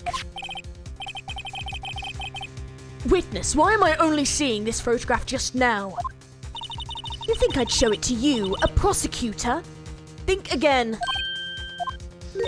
My boyfriend works in the photography division of the criminal affairs. Well, this is most certainly the defendant. I mean, and that's blood on her jacket. This is... Okay, this is looking quite like it might be her. That's unmistakably Lana Skye. I mean, is that her jacket, though? I don't know, why does she look so happy? This is definitely suspicious. So, what was the defendant doing at the time? The chief prosecutor was holding a knife in her right hand. Tell me more about this knife that the suspect was carrying. Well, I'd say the blade was about 4 inches long. Is that right, Mr. Edgeworth? It is your knife, after all. Yes, that's about right. Prosecutors are by nature well versed in the location of a man's vital organs. I'm sure it was easier than boiling an egg for my egg salad surprise set. You can testify as her ability to kill an egg. I mean, a person. Perhaps a chicken salad set would have been a better metaphor. So the defendant was holding a knife. What then? Then she thrust the pointy tip of the knife into Detective Goodman's chest. Tell the court why you didn't try to stop this crime. You did see her raise her knife to strike, no? The defense has a point. Unfortunately, by the time I realized what was going on, it was already too late. Too late? Yes, the next moment the chief prosecutor brought down the murder weapon. I see. It's only a flesh wound, Mr. Wright. We can make it. You've said that before. Anything else? Scientifically speaking, Mr. Sarr's testimony is... flawless. That's pretty fatal to me. What do we do? Is this it? Is my sister guilty? Let's just keep our heads cool and press the witness a bit, shall we? For some reason, having her panicking next to me makes me calmer. Don't smile like that! Somehow... Oh, okay, right. I think I pushed everything. Yeah, right, okay. Right, let's read over it a little bit. See, she isn't holding one in the photo. Which is strange if she took a photo of it. But, like, she isn't holding one in the photo. Can we present that? And you witnessed this? You saw Miss Skye stab the victim with the knife. As I've already said, yes. I swear it on my finest salmon swirl lunch. Ooh, actually, that looks quite good, actually. That looks quite tasty. I'm sure that is a fine lunch. But isn't that odd? Look at this photograph. Is this the photograph you took at the very moment of the crime, is it not? Then why is Miss Skye not holding a knife? Oh! I think he was saying a good question. Mr. Edgeworth, your thoughts? Objection. That had to be the weakest objection ever, Edgeworth. Yet it was still stronger than your ever-feeble mind, Mr. Wright. What do you mean, Mr. Edgeworth? This photograph was not taken the moment before the stabbing. This was taken the moment after the stabbing. Objection! Okay. And how can you tell that? Blood splatter. Huh? See the dark crimson stains on the chief prosecutor's coat? But it's a black and white photograph. Ah, yes, it is hard to tell, but this could be blood. Well, Mr. Wright, I see no problem here. No problem, except you. Mr. Wright, are you going to sit there and take that kind of abuse? Oh, you got a better idea? Okay, let's object. Usually the aggressive way is usually better. Wait, that contradicts what the witness said in her testimony. No. Apparently my... What? A controller just died. Excuse me. Excuse me? Never mind. It's fine. Namely, that she took the picture the moment she witnessed the crime. Well, it seems I was slightly unclear. My apologies. That's it? If you run out of lunch, you order seconds. Problem solved. If you don't like it, try ordering the jumbo-sized lunch from the get-go. Good advice. I'm not sure I understood it, but good advice. I didn't have time to stop her. Prosecutor Sky was cold, calculating like a robot. She killed without pain or remorse. It was a premeditated murder. Objection! Premeditated? How do you know? Look at the chief prosecutor's hands in the photograph. Well, are those gloves? Surgical gloves made out of thin rubber, most likely. Why would she have those on? If it was not premeditated, she would not be wearing those gloves.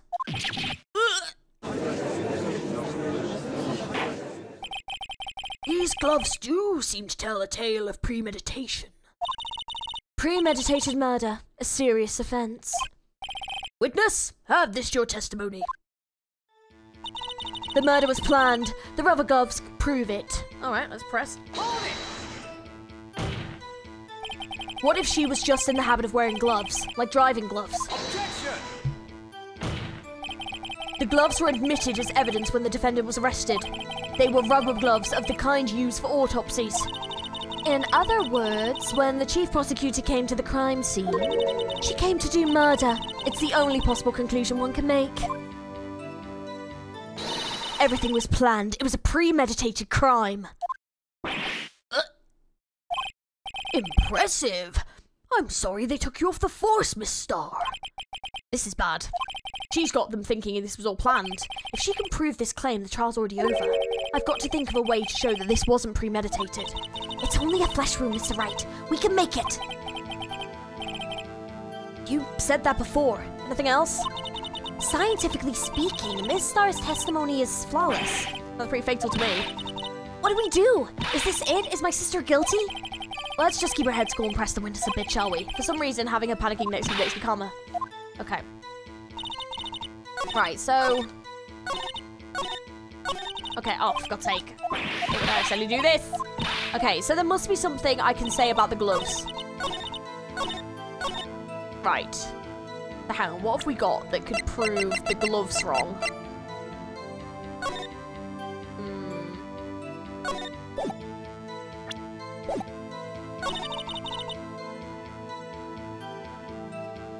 Well, hang on.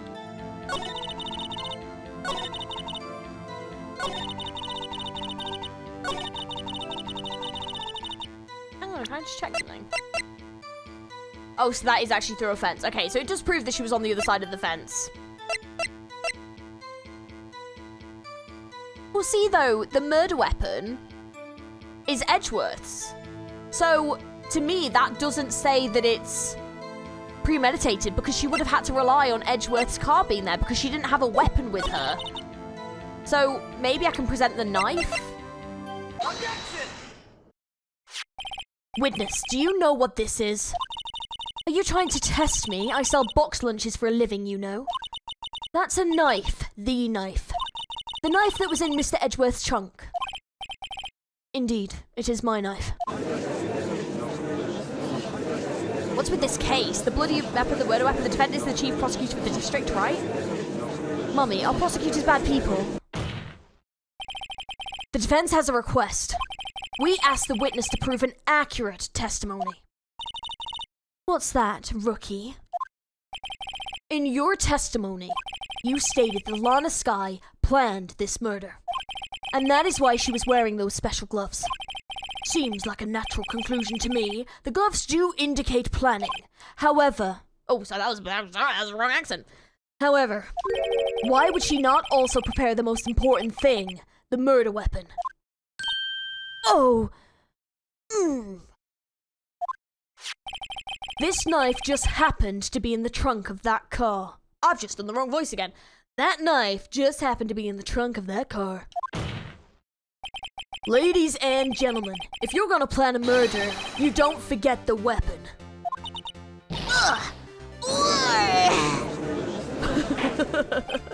Order! Order! Order! Great, now the tide is turning in our favor. Great show, Mr. Wright. My sister's as good as free. Right. I believe the next lunch you'll be eating is humble pie. What? I hope you weren't deluding yourself into thinking that the tide has turned. Not over such a trifling detail. But this shoots a hole in the whole premeditated theory. Bah! The prosecution could care less if it was premeditated or not. The only one who seems to care is that lunch lady over there. The defendant, Lana Skye, murdered a detective with a knife. That is the only thing the prosecution needs to prove, nothing else. Very good, Mr. Prosecutor. I suppose you think you're clever now. But you know as well as I do that she planned on killing him. It was planned. If it wasn't, why would she have been wearing? I believe I'd like to hear your testimony again. Witness, please tell us what you saw, not what you thought. How dare you? My powers of deduction are not to be underestimated. Really now. She is terrifying. Angel's deduction. Alright. Lana Skye intended to murder Detective Goodman. That's why she called the victim all the way to the prosecutor's office. I'm sure the chief prosecutor has a grudge against the victim. Nothing else could drive that human machine to plunge the knife in again and again. Well, hang on. That's wrong. The victim was summoned from the police department to the prosecutor's office. It does sound a lot like premeditation, doesn't it? So if I ordered a pizza, does that mean I'm planning to kill the delivery boy? In any case, the defense may now cross-examine the witness. Alright. Well, this one, definitely I'm already seeing some holes. Lana Skye intended to murder Detective Goodman. You've said that, but you haven't told us how you know. That's what I'm about to tell you, Rookie. I believe what she just said was a mere prelude to the story she's about to tell. Try not to interrupt her again. Rookie. Never interrupt a storyteller. It's like pulling a bun out of the oven half-baked. Something's half-baked here, alright, and it's you. Try not to confuse the defense, witness. They're not very quick on their feet. Now, why did you believe the suspect had intentions to murder the victim? Her actions speak for themselves. That's why she called the victim all the way to the prosecutor's office. You have no proof that Miss Skye called him there. You have no proof that she didn't. Mr. Edgeworth, thoughts? There is no record of a call made on the defendant, Miss Lana Skye's phone. She might have written him a letter. Come on, you could have tried public phone first at least. In any case, the victim came to the prosecutor's office where he was murdered. I'm sure he had a reason to be there.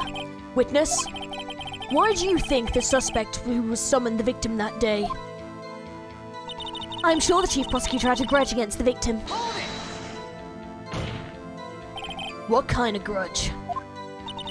Well, I wouldn't know that. Of course you don't. That's because she didn't have a grudge. Rookie. I have a lunchbox here. Now, what's inside? How am I supposed to know? See, we agree there is a lunchbox here, but we don't know what's inside. A person's life is like a lunchbox with pretzels. Don't you agree? I get it. That's why my lunch was so salty. This judge isn't very good with metaphors. The suspect had a grudge against Detective Goodman. Will you tell us your basis for thinking this? It's simple. Nothing else could drive a human machine to plunge the knife in again and again. A human machine? That's a contradiction. Please. Can't you find fault with something of substance, Mr. Wright? Note to self, Mr. Edgeworth's eyes smell like citrus fruit. You say again and again, how many times did she stab him exactly? We often say chop into 1,000 pieces, but we don't actually mean 1,000 pieces. What difference does it make if the deed is done? How come she's getting mad at me? Let's just say she stabbed him several times and leave it at that. Leave it at that. This is a murder case, people. Miss Wright, you should speak up if you have an objection, you know. Miss Starr has turned out to be as short-tempered as she was when we met her. Challenging her abilities as a detective really set her off. The short wick burns out the fastest. It's a scientific fact. I wonder, wouldn't it depend on the size of the candle? I mean, add more wax and if even a really short wick will burn longer. Obviously, more scientific testing is required. Lana's scar. Okay, hang on. So, right. So here we go. You say she stabbed him again and again, but you couldn't have witnessed that. Are you testing me? Then I'll test you. With my moss surprise. I'm afraid the moss is growing under our feet as we wait, Miss Starr. What do you mean? I shouldn't have to explain this, but take a look. The autopsy report states the death was due to a loss of blood from one stab wound. Aha! You're right. Good show, Mr. Edgeworth. What a hunk. He's my hero, really. What about my objection? No one noticed? Well, witness? You got the crime scene set, right? Oh, thanks. I always believed that no one could ever mistake ketchup for blood. But now I realize such mistakes are possible. So, you're saying you mistook something for blood? When she lifted her knife, I thought I saw blood at the end at her breast. Splattered blood from her victim. That's why I thought she must have stabbed him at least twice. Then tell us what you saw, what you thought was blood. Testify. Her red muffler looked like blood to me. That's how ghastly the whole scene was. Her red muffler? Yes, like a scarf. The chief prosecutor always wears one around her neck. So she can be easily hanged at a moment's notice, I suppose. She's right. Miss Skye was wearing a red scarf, wasn't she? But wait, isn't it odd that you mistook that for splattered blood? Well, people often mistake my beard for a bib. Oh no. A judge with a bib. That's why this place feels so much like a kindergarten sometimes. Actually, I do think I saw some traces of blood on her chest. I don't think she's wearing one. It doesn't look like she's wearing one there. However, the autopsy report is clear on this matter. There was only one knife wound. Apparently, Miss Starr isn't entirely sure of her own testimony. Mr. Wright, this is our chance. A chance for what, I wonder? Miss Starr has turned out to be as short-tempered as she looked when we met her. Challenging her... Right. Okay, hang on. We don't need this again. Okay, right. Let's go to... Right, the end again. Right. I want to have a look at that photo again, because I don't think she's wearing one. She isn't wearing one. Perfect. Right. She's not wearing one. Miss Starr, I demand an explanation. Oh, for God's sake. The witness is clearly not suited for detective work. What? The suspect was not wearing a scarf or muffler of any kind when she stabbed the victim. And you've proved it yourself with this photograph. Why is he taking all my evidence? Is he a defendant or a prosecutor? Uh-huh. But that can't be! Only a professional lunch lady could be so utterly clueless. Congratulations, perhaps you finally found your true calling in life. Harsh words, but good. In the end, Mr. Edgeworth prevails. What was my objection, top liver? But it was there. A scarf. No, not that, but something red. Really? Well now, where were we? The witness has given us an entertaining interlude, but back to business. What? Very well, witness, continue your testimony. You saw the crime and apprehended the suspect. Tell us about that. Very well. I do remember some things accurately, at least. Ultimately, we couldn't shake the most important part of her testimony. The most important part? The part where her sister stabs the victim. This next testimony might just be the moment of truth. Alright, apprehending the suspect. Let's see. After the murder, the suspect attempted to run behind a partition off to her side. I quickly caught her and explained her rights to her and arrested her on the spot. Ah yes, when I arrested her, she mentioned the muffler. That's what had me confused in my earlier testimony. The chief prosecutor made to escape, but against Angel Star, resistance is futile. Alright. You are quite determined about this scarf, aren't you? I strike like a snake and bite like a cobra. That's me, Angel Star. That wasn't a very good metaphor. First of all, a cobra is a kind of snake. Don't bother me with details unless you want to get bitten. No thanks. Note to self, Mr. Wright is weak against poisonous snake bites. The chief prosecutor tried to resist, but her efforts were in vain. She knocked my hands aside, kicked over an oil drum. An oil drum? Hard to imagine. Oh, she's beautiful but deadly. A predator, this one. A leopard woman. Roar! I just cringed. Very well, Mr. Wright. Your cross-examination, if you will. Apprehending the suspect. Alright, let's see if we can break this apart. After the murder, the suspect attempted to run behind a partition off to her side. So, where is this partition on the floor plans? I'm sure she means this wall next to the car. That's right. There was a wall there, about 6 feet high. She was obviously trying to hide herself. Quite a natural thing for a criminal to do. And what did you do then? I quickly caught her, explained her rights to her, and arrested her on the spot. Well, that's quick. You say quickly. How close were you to the suspect? As I just said, I was only 30 feet away from her the whole time. Maybe I should press for more details. Absolutely press her, because there was a fence, and you, like, if you look at this, you can't get in. So she would have had to go all the way around. And why would she just go there and then wait for her to come? Like, she could have fully on escaped. There's no reason for her to wait, so we absolutely are going to press, because that is a crock of shite. I'd like to see this on the floor plans just to be safe. The Lunchland car was... She was a visitor, thus she was parked in B block. So you witnessed the murder from here. That would make it about 30 feet from the car, yes. Is that correct, Miss Starr? Yes, that's right. But there was a chain link fence in front of you? I went over it, of course. Amazing! The Coffee Queen, lunch lady athlete indeed. It would have taken her a little time to climb over the fence. Oh, so she could climb over, okay. So she couldn't have gotten to my sister that fast. Yeah, that fence was about 9 feet high too. Oh, okay, so it was thingied off, okay. So how did Miss Sky not get away? Yeah, that doesn't make any sense.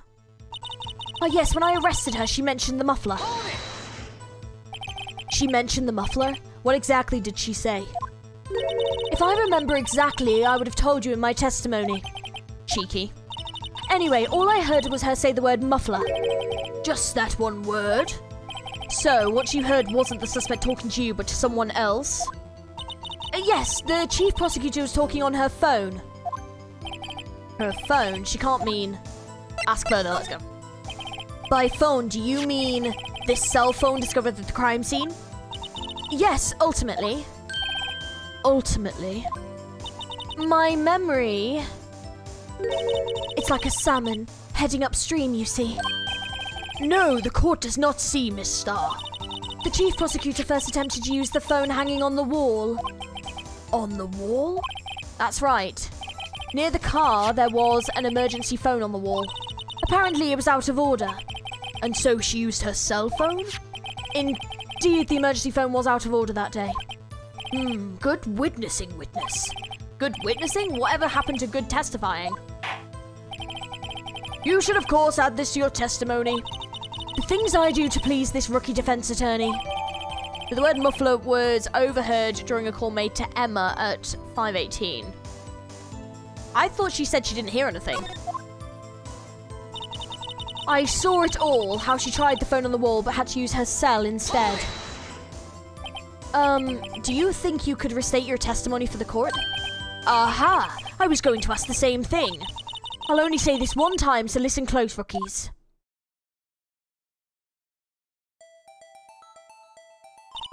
The chief prosecutor stabbed the victim and ran behind the partition.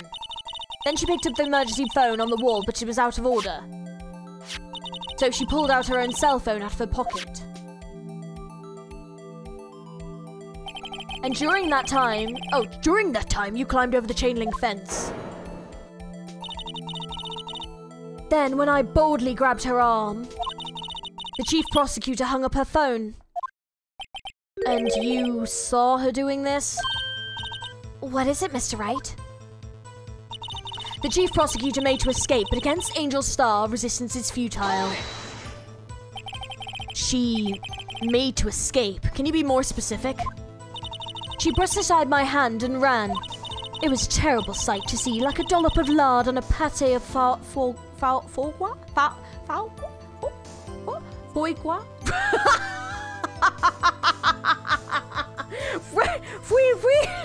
Did that word. Huh? She even kicked over an oil drum at me. An oil drum? There was an oil drum lying on its side at the scene of the crime. But it's strange. What's that? If she wanted to escape, why did she run the other way? The parking lot entrance. That's right. It doesn't make any sense that she would run from behind the partition to the oil drums. Excellent. More mysteries. I wish we could solve a few before finding a few more, though. So Miss Sky tried to run. I'm sorry my sister's so suspicious, Mr. Wright. Not as sorry as I am. But she didn't do it. You have to believe me. Okay. She attempted to run behind a partition on her side. I quickly caught her, explained the rights to her, and arrested her on the spot. When I arrested her, she mentioned the muffler. I saw it all, how she tried the phone on the wall, but you had to use her cell instead. Okay, well, hang on. Right, so I think it is the parking lot one. It must be this, because the partition's there, and she wouldn't have been able to see. So it must be that, right? There we go. Okay. I knew it must have been this. Miss Starr, I have to conclude that you have a personal grudge against Miss Lana Sky. Objection! The witness is a former detective. Her testimony is unmarred by personal bias. Well, who would have thought that you would be my knight in shining armor, prosecutor? You who, together with the chief prosecutor, kicked me out 2 years ago. Well, she definitely has a grudge. She's definitely involved somehow. Well, Miss Starr, this is a fatal contradiction with your testimony. How do you explain this? I don't know what you're talking about. Mess with me, and I'll make you cough it all up. Let's take a look at the floor plans. You said you witnessed the crime from this point. However, if that's true, you couldn't possibly have seen Miss Sky making that phone call. I believe you see what I'm getting at. That emergency phone was on the back side of this partition. If indeed you were in B block, you couldn't have seen it. Whoa! Order! Order! What is the meaning of this? It's simple, Your Honor. She's not coughing up lunch. She's coughing up lies. Oh, that was good. Objection! That's quite a claim, Mr. Wright. Perhaps you will allow me a question. Tell us exactly what lie the witness has told the court. Here's where the counterattack begins. I can't afford to get this wrong. The witness lied about... oh, what she saw. She lied about what she saw. In other words, she didn't see Miss Sky using that emergency phone. It does seem hard to imagine that she could have. Very logical. What's the matter, Star? Cat got your lunchbox? Mr. Wright, I hate to bother you while you're celebrating your victory, but why would Miss Starr lie like that? Huh?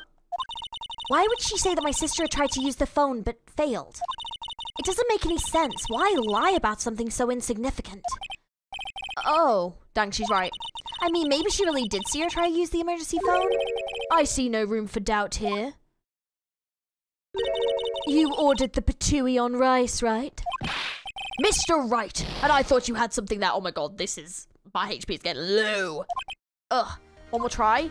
Maybe where? Well, okay, well, hang on. Where she saw it?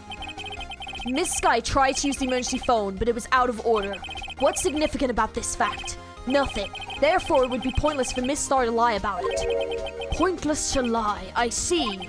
But say the witness did actually see Miss Sky using the emergency phone. It would mean Miss Star witnessed the crime from a different location. Objection! A different location. Now that's a pointless lie if I've ever heard one. Objection! Before you call my lie pointless, at least let me tell it. Let me ask a question to our clever wordsmith, Mr. Wright. Just where was the witness when she saw the crime? All the testimony we've heard up until now points in one direction. A place from where Miss Star witnessed the crime was here. The only place that we know she definitely had been was here. So, here? Take that! This is the only place where she could have been. The security guard room? Indeed, the security room is in the underground parking lot, is well positioned. It's built on the second floor so you can see the entire lot. She would have been able to see the emergency phone from there. But why there? There are many other places where she could have seen the phone. Not in this case, Your Honor. The witness not being part of the prosecutor's office couldn't park in A block. The only place where she could have seen the crime and the back of the petition is here. I remember in your testimony you said you brought a lunch to your boyfriend in the security guard room, yes? Well, Miss Star, how many years have I been getting the better of men? To think that the tables could be turned. Today a man has got the better of Angel Star. Order! Order! Witness! What have you done? You used to be a detective. You should know better. I'm not turning back. The guilty will be punished. And I'll do what I must to make sure justice prevails. The guilty? Is she talking about Miss Sky? Mr. Wright, doesn't this strike you as odd? Why did Miss Star lie? It doesn't make sense. Huh? She could have just said she saw the crime from the security guard station. It wouldn't change anything. Exactly. This photograph tells all. It was the defendant who stabbed the victim. That truth still stands. Objection! It still stands? I disagree, Mr. Edgeworth. What? If a witness is found to be lying, they're guilty of perjury. She knows this. She wouldn't risk that without a good reason. So, tell us what her reason was, Mr. Wright. Huh? Me? Who else? Mr. Wright, let's review what we know. Miss Star witnessed the crime from the security guard station. But she lied and said she saw it from B block. It must make a vital difference, but what? What would it change? Distance to the crime? She would have been a lot closer, right? Maybe? It changes the distance between her and the scene of the crime. Objection! My condolences, Mr. Wright, but one look at the floor plans and it's quite clear. The distance between the scene of the crime and the guard station is 30 feet. I don't see how that would change what she could see. Objection! What she saw is not in question here. What matters is the time it would take her to reach the scene of the crime. Miss Star, you witnessed the crime from the security guard station. Now, how long did it take you to go from there to the scene of the crime when you arrested Miss Sky? Well, witness, you... Oh, sorry, should I... You... Yes? You ordered the squid wheels, right? The quality of my lunch has gone from low to inedible. I was bringing a PB&J lunch to my fresh boysenberry jam to my boyfriend. Okay, got confused. Boysenberry for the boyfriend. He wasn't in the station, so I waited. I witnessed the crime from the glass-walled station. And before I knew what I was doing, I found myself running towards the scene. But the door was locked. I couldn't open it. Oh, so she has to go all the way around? Which is how she probably took the photo. That's why I had to go through the visitors' parking in Block B. That's quite a detour. It probably took me at least 5 minutes to get to the scene of the crime. Well, that gives us a bit more of a timeline. 5 minutes? This changes things considerably. But it was that woman over there in the defendant's chair who stabbed him. I know it. I have a photographic evidence. I swear it. I swear it on my finest plastic spork. You have a point, and a spork is a wonderful invention. Would you like another caviar lunch? Absolutely. Uh-oh. Mr. Wright, you have to do something. Do I have any evidence to stop this? Okay, we're going to raise an objection. 100%, we always do. 5 minutes between the witnessing of the murder and the arrest. Think about it. You could make pasta in that amount of time. If you like it al dente. I've got lunch boxes that tie pasta into knots, rookie. A 5-minute blank. Isn't that strange? Strange. If you were a criminal, what would you do with 5 minutes, Your Honor? Well, I guess I'd flee the scene. Hey! Don't get the wrong idea. I didn't kill anyone. But you have the instincts of a killer. You would run, but this time was different. Miss Skye dawdled at the crime scene of the crime. She even had a picture taken. No true criminal would act this way. It's inconceivable.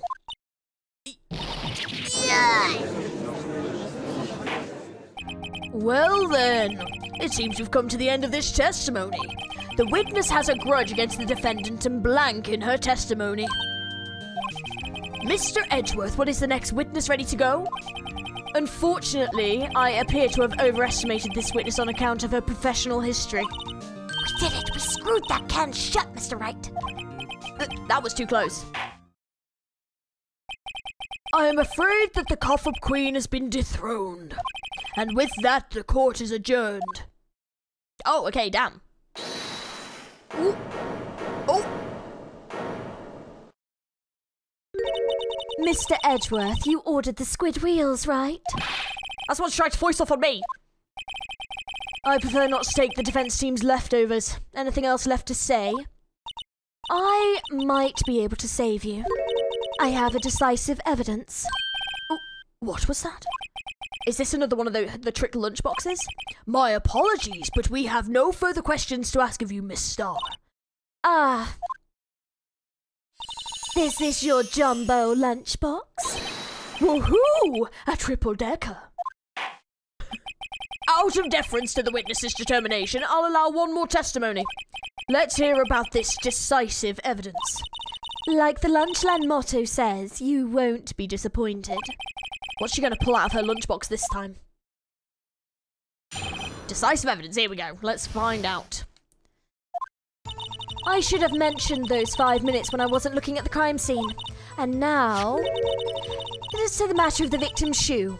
Did I not bring this up? 2 types of blood were found on the shoe. One was, of course, the victim's, and the other blood type matched that of the defendant, Miss Lana Skye. This shoe proves it. It's flawless, decisive evidence. Well, hang on. What? There was blood found on that shoe? Try Lunchland for all your lunch and decisive evidence needs. Objection! Witness, what is the meaning of this?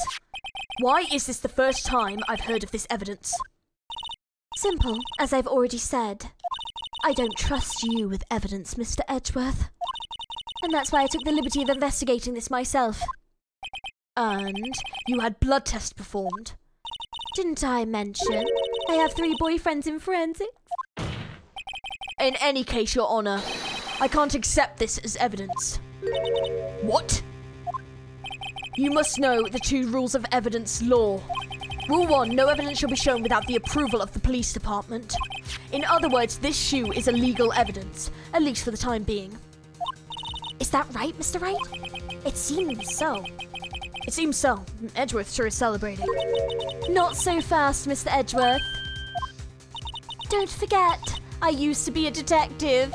As I mentioned previously, this shoe has already been tested by a member of the forensics department. As you can see, it was approved by the police department as of today. Even the general public can produce official evidence, Mr. Edgeworth.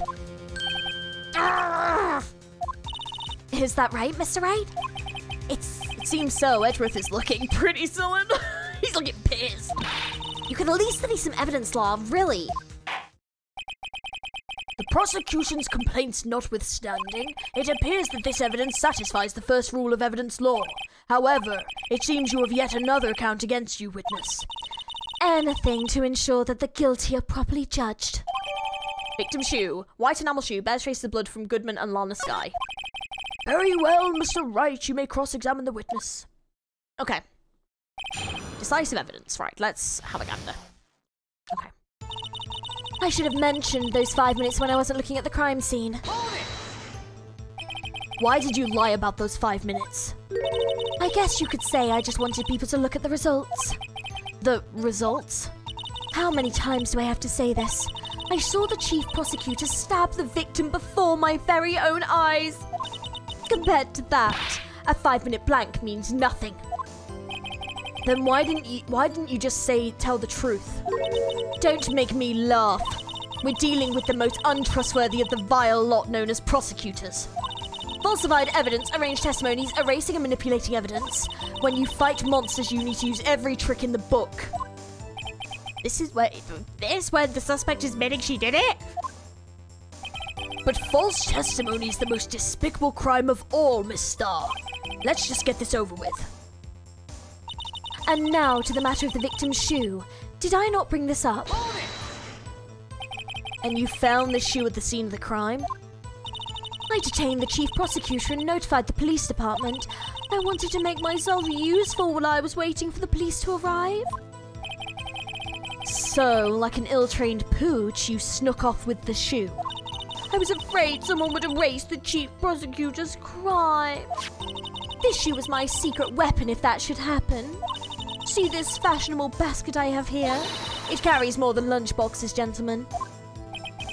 I'm happy for you and your lunchbox bag, really. In any case, you removed valuable evidence from the scene of the crime. Now tell us what you did next. 2 types of blood were found on the shoe. One was, of course, the victim's. So you brought it to the forensics department.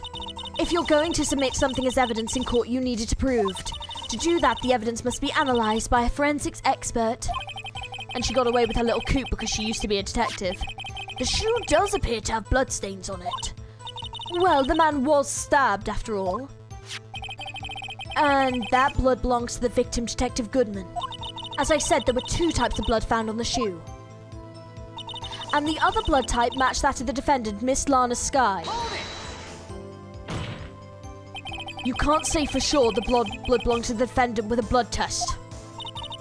You claim to know something about blood tests, rookie? Huh. Well, speak up.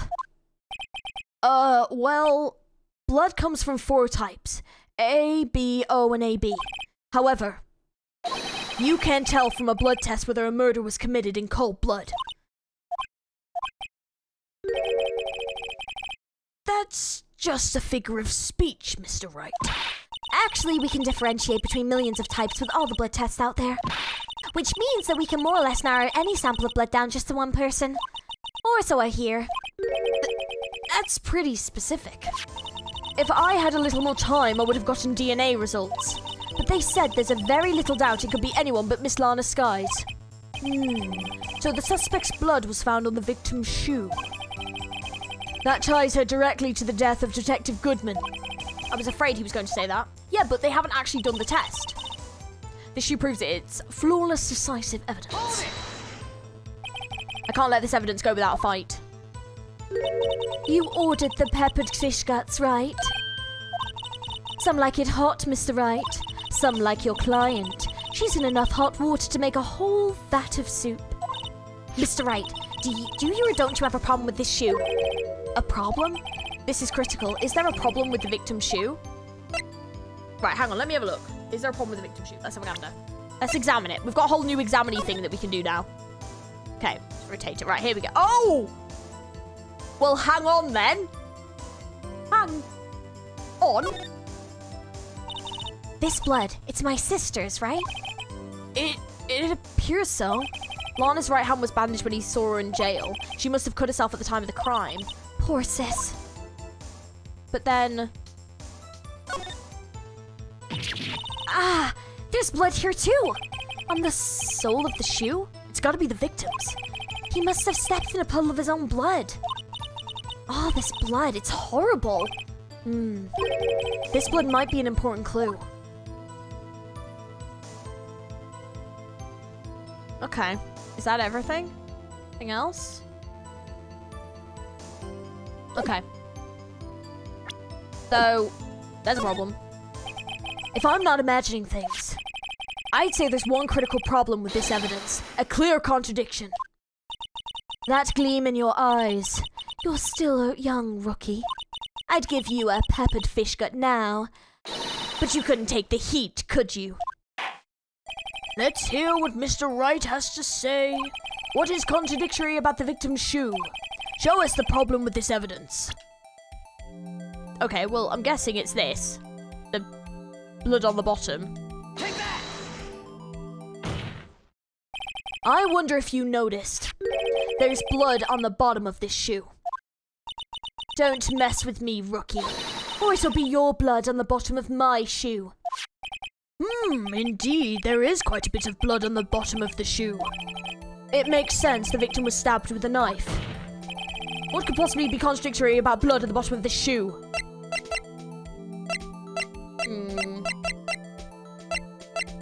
Well, hang on. Well, I mean, I'm actually not seeing any blood on the floor. Is it that the fact, like, 'cause I mean, I can't remember seeing blood on the floor.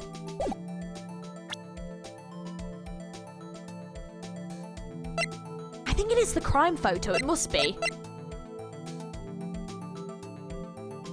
It must be that, I think.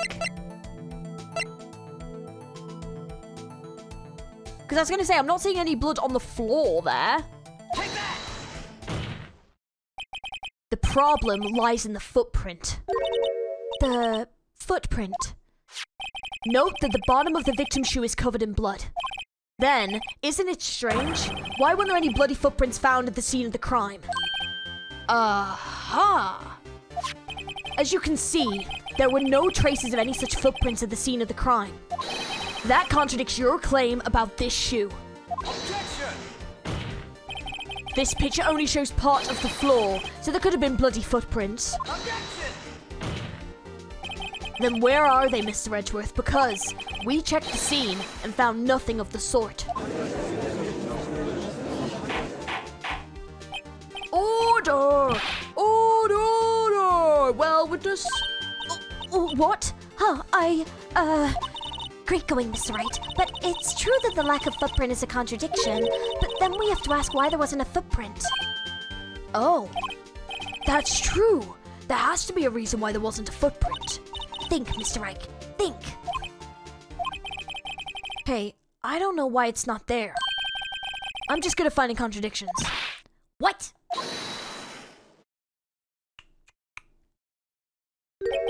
I see. Now I get it. Get what? Our witness is more devious than I gave her credit for. We were hoodwinked to the very end. But she slipped. There is one vital hint in the truth of her testimony.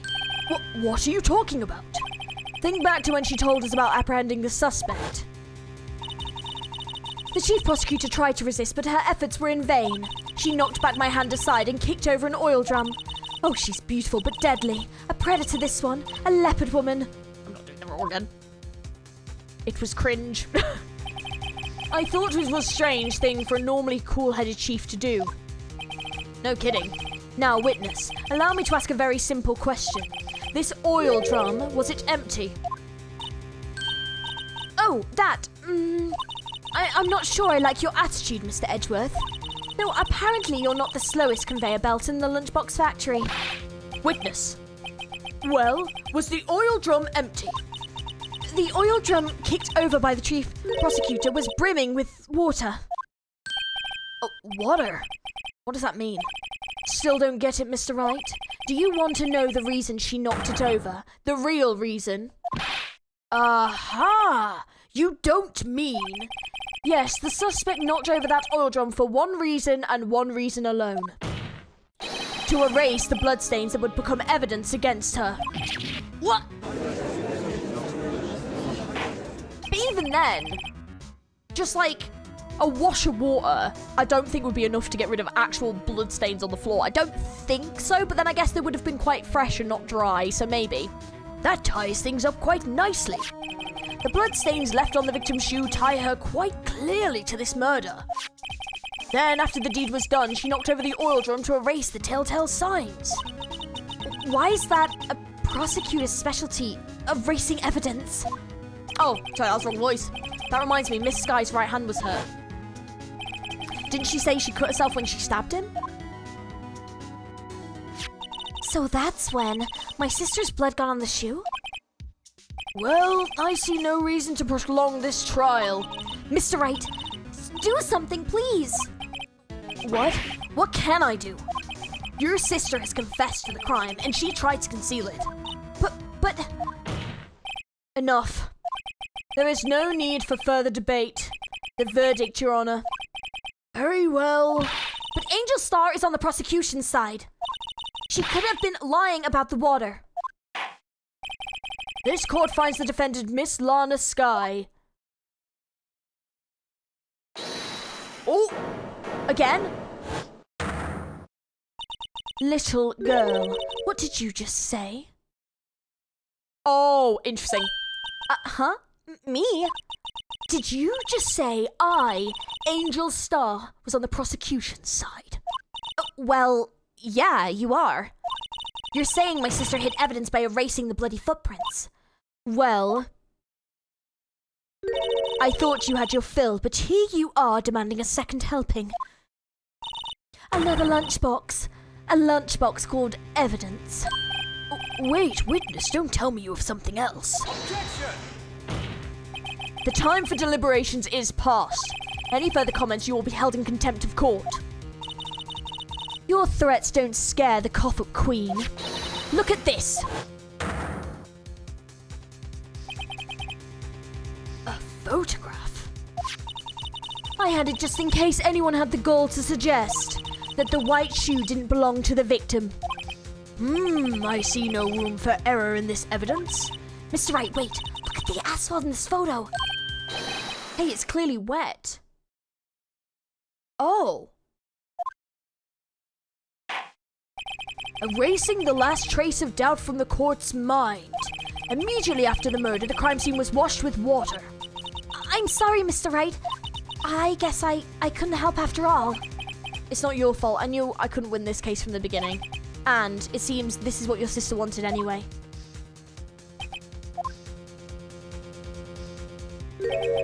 I'm sorry, Mia. Right. Let her not. Don't be so quick to throw in the towel. Get yourself up off the asphalt. Take another good look. Don't give up. Not until the bitter end. This is the last piece of evidence. Very well. This time I'd like to declare a verdict for good. Objection! Here we go. Your Honor, wait. What is with you people? Can't I just hand out my verdicts in peace anymore? Whatever it is, can it wait? No, it can't. Then it'll be too late. Look at this photograph, the last one submitted. This trial isn't over until we give each piece of evidence proper consideration. So, right. Are you saying there's a problem with this latest piece of evidence? Yeah. I'll think later. Yeah, there's a problem. Right or wrong, I've got to get ahead with this. I suppose since we've come this far, we should give every claim a fair shake. Very well, Mr. Wright. Show the court the problem in this photograph.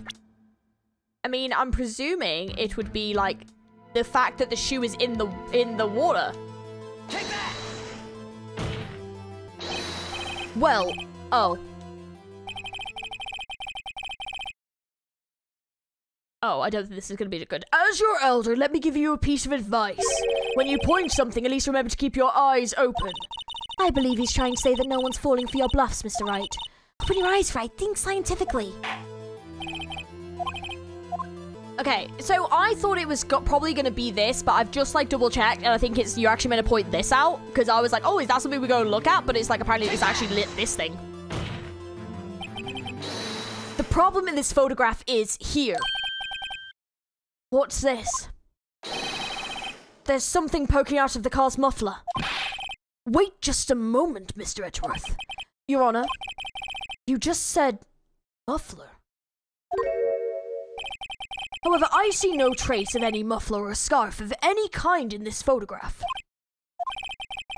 A muffler is also part on a car or a motorcycle, Your Honor. Just think of it as part of the exhaust system, a pipe. I see, and I see. What is that suspicious-looking cloth sticking out of the car's muffler? So what if there is something sticking out of the muffler? What does that have to do with this case? Nothing. Absolutely nothing. Objection! Sorry, Miss Star, but it's not going to be that easy. In fact, you've already told us why this is important to the case.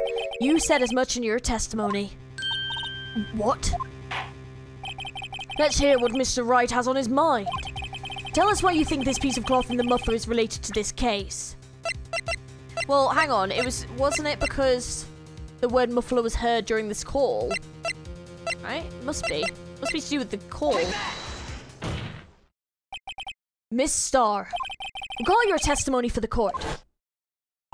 Ah, yes. When I arrested her, she mentioned the muffler. That's what had me confused in my earlier testimony. Muffler. Yes! Could it be that the muffler you heard mentioned was actually this exhaust pipe? If so, that means this piece of cloth is vital evidence. Oh.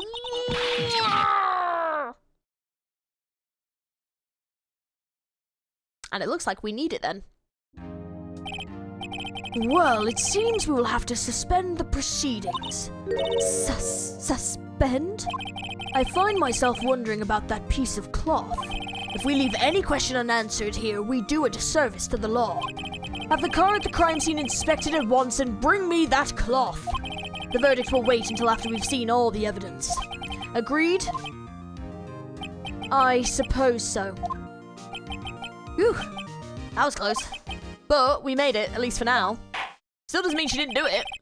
This court will adjourn for a 30-minute recess. It's lunchtime after all. You still hungry? Apparently so. My god, that was a long trial. And I think there's a part 2. Because there's like a second person. Guff in hell. Yes, I will save my progress. My gosh.